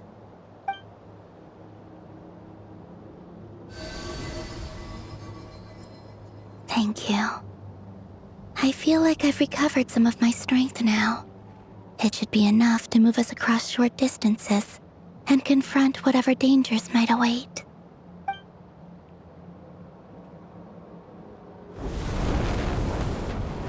Mistress of the seven hues of ages past, great mother of the present, crimson-clad sovereign of the two realms, by fire severed, by fire renewed, I offer myself now and beseech your descent.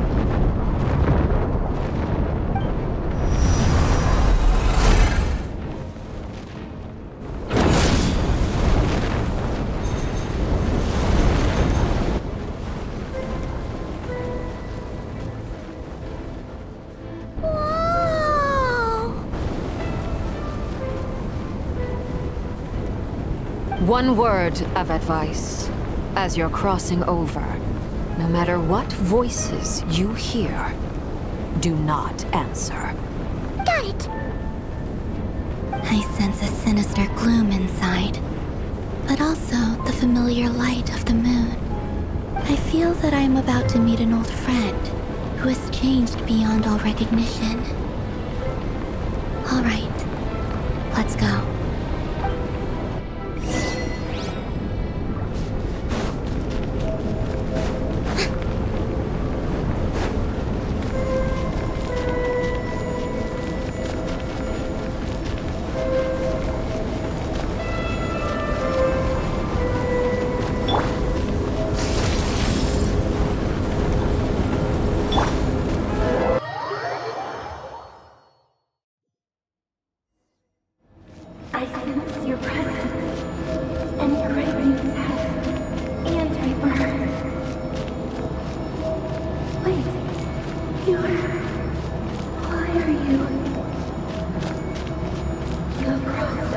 from other worlds, transcendent fate itself.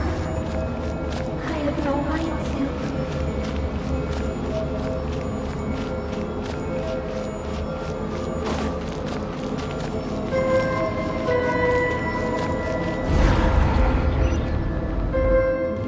Hey! Look up at the sky! A red moon! This must be the spot, right? Is that the abyss? It's practically filled the entire place. What now? What a tragic sight.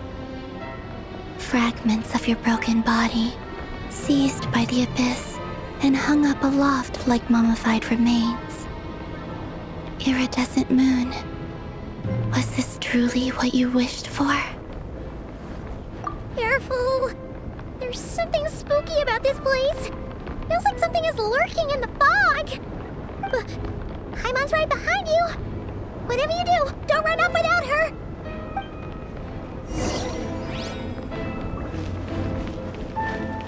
By the way, Columbina, didn't you tell us that the iridescent moon had shattered into pieces? The moon up there looks pretty whole to Paimon. How is that possible?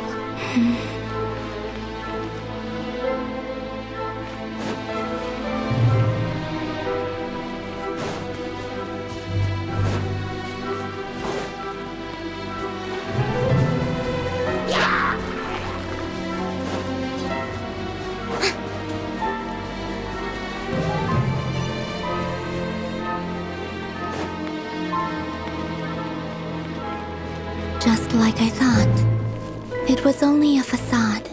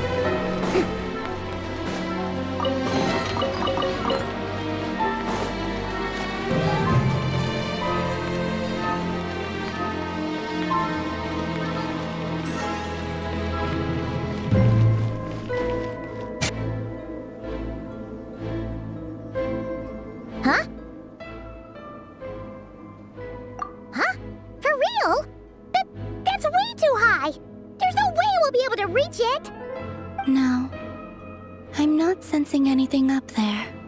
It's coming from under the mountain. Let's see.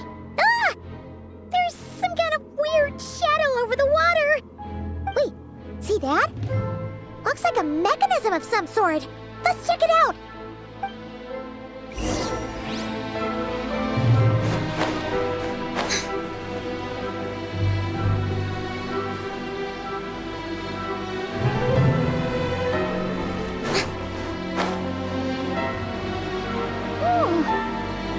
A device from the time of Kalia.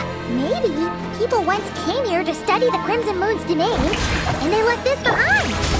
Look, if we can activate it, we might find some clues.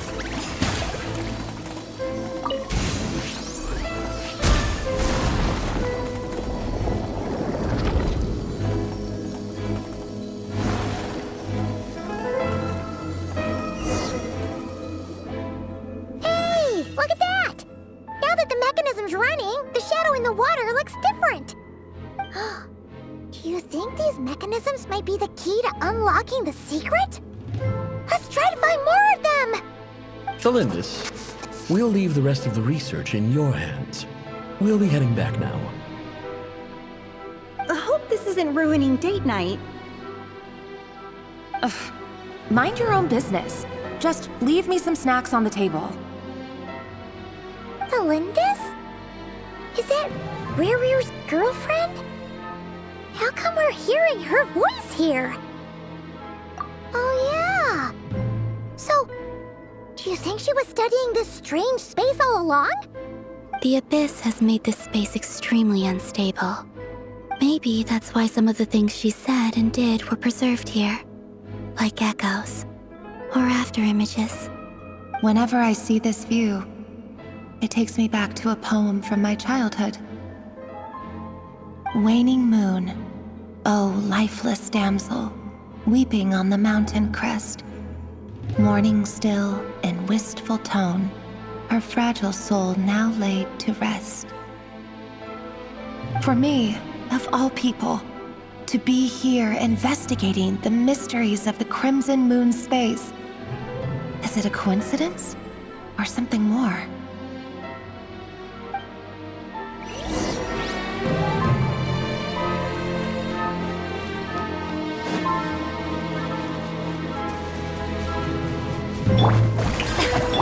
Off to the freezer!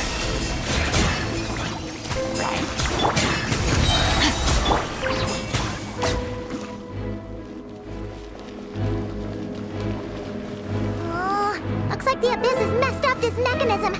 We need to find a way to get it working again. Let's see if there are any other devices nearby.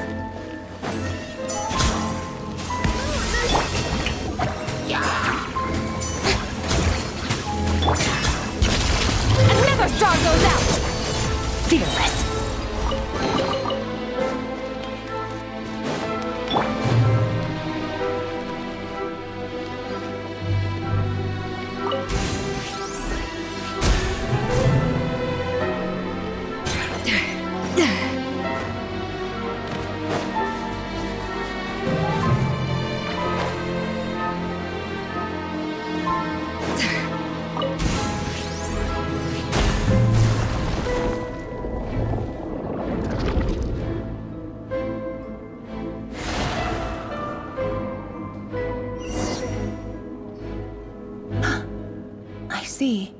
So the moon marrow, or rather the power of the 3 moons, is the key to unlocking.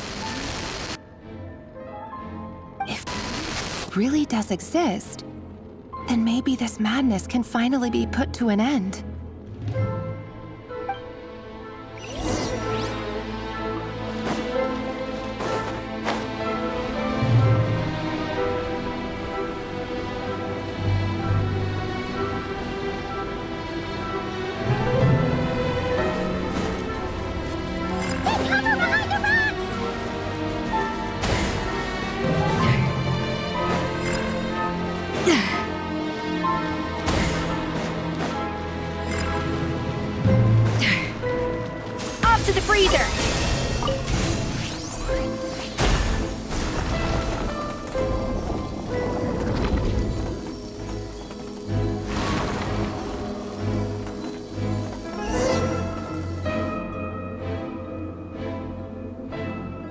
With the Abyss inhibitors in place, I should be able to access the chamber with the moon marrow.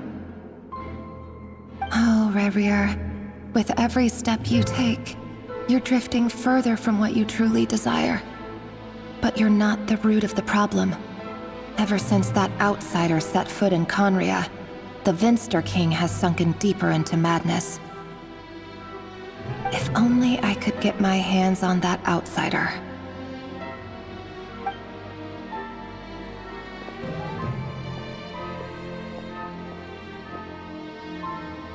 Hey look! The moon's reflection is back to normal! Melindis' voice mentioned a chamber with the moon marrow. Do you think maybe it's hidden in the moon's reflection? It must be. For within it, I sense the fragile aura of a dying soul. Then there's no time to lose! Let's go!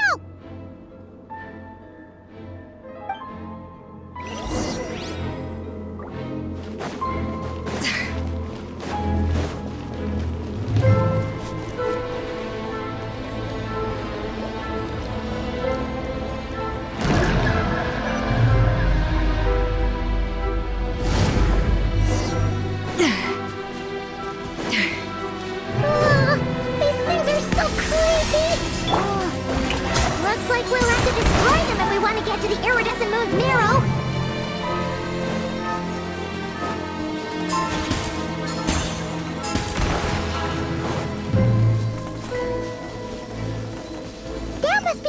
iridescent moon's marrow! Oh, we'll need to destroy these things before we can reach it!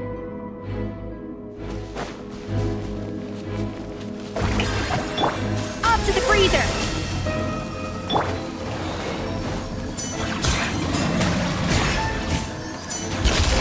Paradigm shift!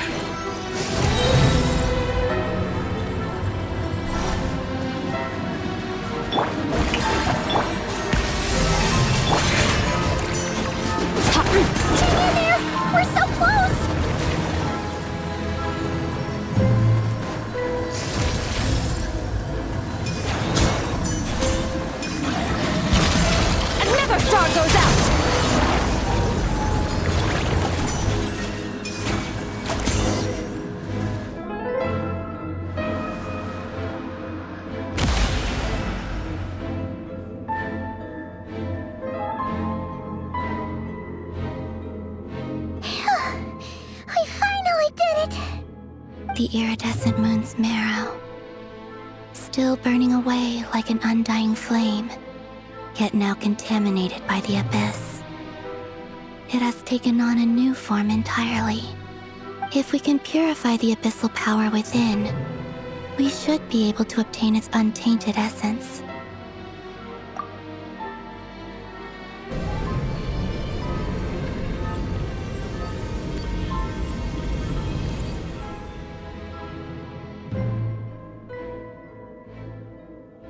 It's so cold.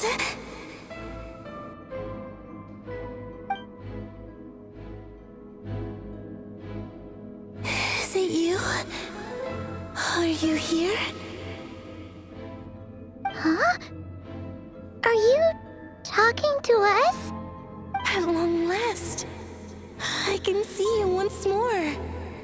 Our fates have crossed, and I am finally free. I'm sorry, I lied to you. Even knowing what was to come, I still couldn't let go of the fear in my heart as death drew near. The moment the moon shattered, my body began to split apart piece by piece. Like I was being cut into pieces by 1,000 blunt blades. My thoughts scattered as the cold crept in. But I could not bear to fade away like that. Tell me, what was it that brought you to us all that time ago? If only I had possessed your courage, then I might have been spared this torment more painful than death. You look so puzzled. That's how I felt too when I first saw you. But trust me when I say that everything happens for a reason. Farewell, Hypo.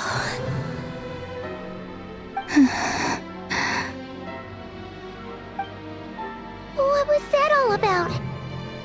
Was that the goddess of the iridescent moon? Oh, it sounded like she was speaking to a long-lost friend. But none of us have ever met her before, right? Perhaps. She took me for the goddess of the frost moon she once knew. For a fading soul like hers, our auras must be too similar to tell apart. But anyway, we've got the iridescent moon's marrow now. That should help you regain your strength, right? Alright, time to leave this place and meet back up with Arlecchino. Let's go!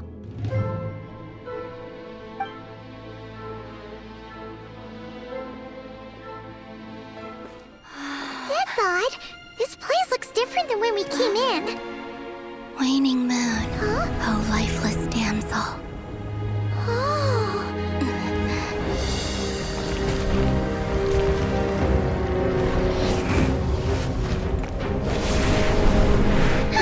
Hurry! The place is collapsing!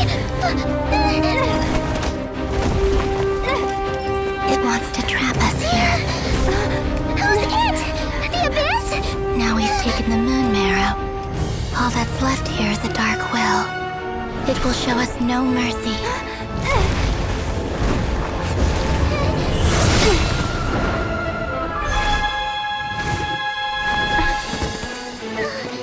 Give it back! The crimson moons! My marrow! My heart!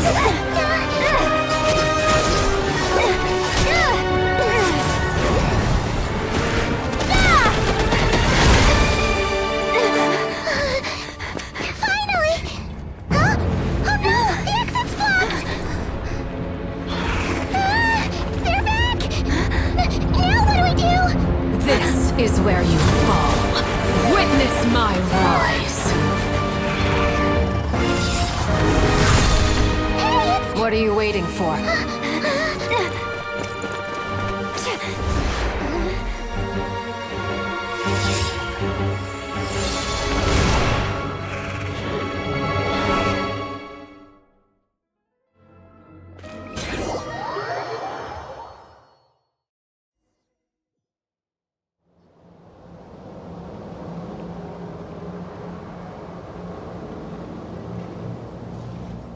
Oh, we made it! Was that you, Arlecchino? Did you save us? Wait, your hands!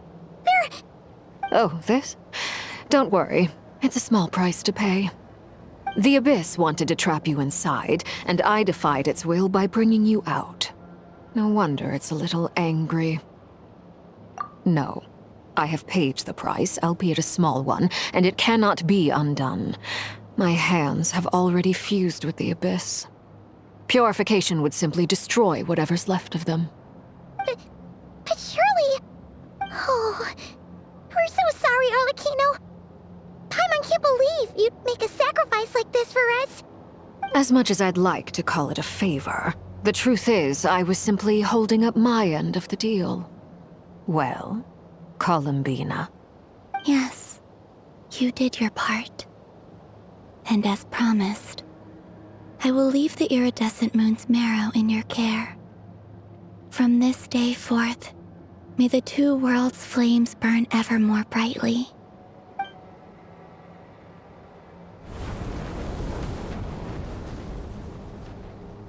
I'll take that as a blessing. Now, Columbina, give me your hand. Accept this moonlight I offer in return.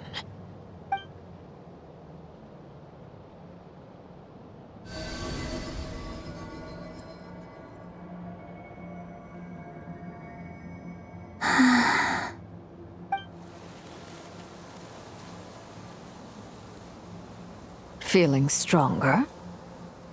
Hey, Columbina, are you okay? I'm fine. Our powers are a little at odds, that's all. By the Frost Moon's authority alone, wielding the power of the other moons was always going to be a stretch. Still, I think it's fair to say that your strength has returned, at least to the level it was at as Third Harbinger. It's still not enough. There's no way I can hope to challenge Rerir like this. Just one more ray of moonlight, if you would. It's okay. I can take it.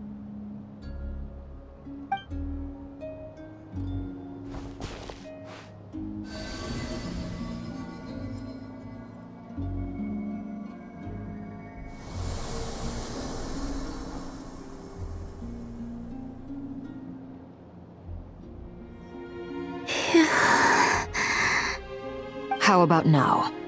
Fighting fit? At the very least, I won't have to stay hidden like before. I want to see him gone from Not Cry.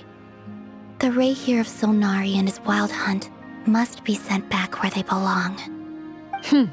Well, it's good to have something to aim for. You certainly seem more alive now than you did earlier.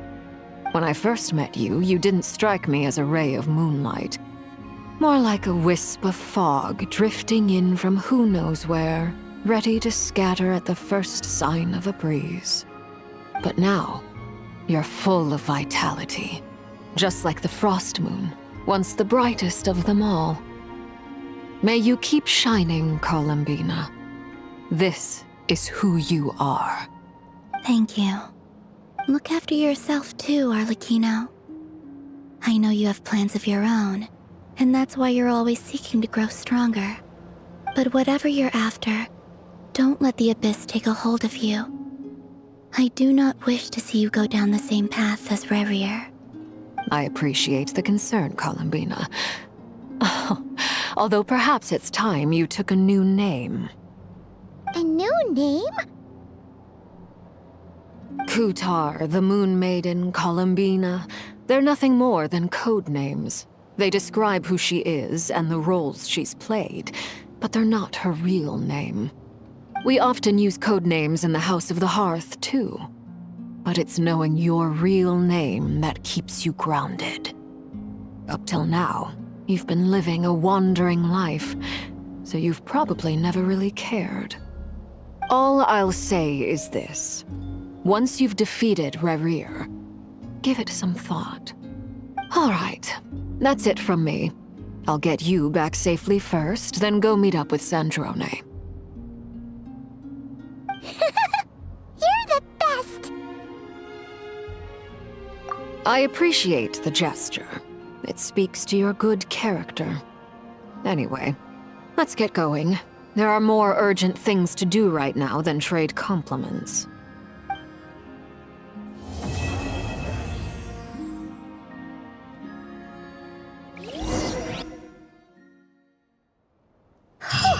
It was a close call, but we got the iridescent moon's marrow and restored Columbina's strength, and that's all that matters. In other words, mission accomplished. Paimon wonders how everyone else is doing.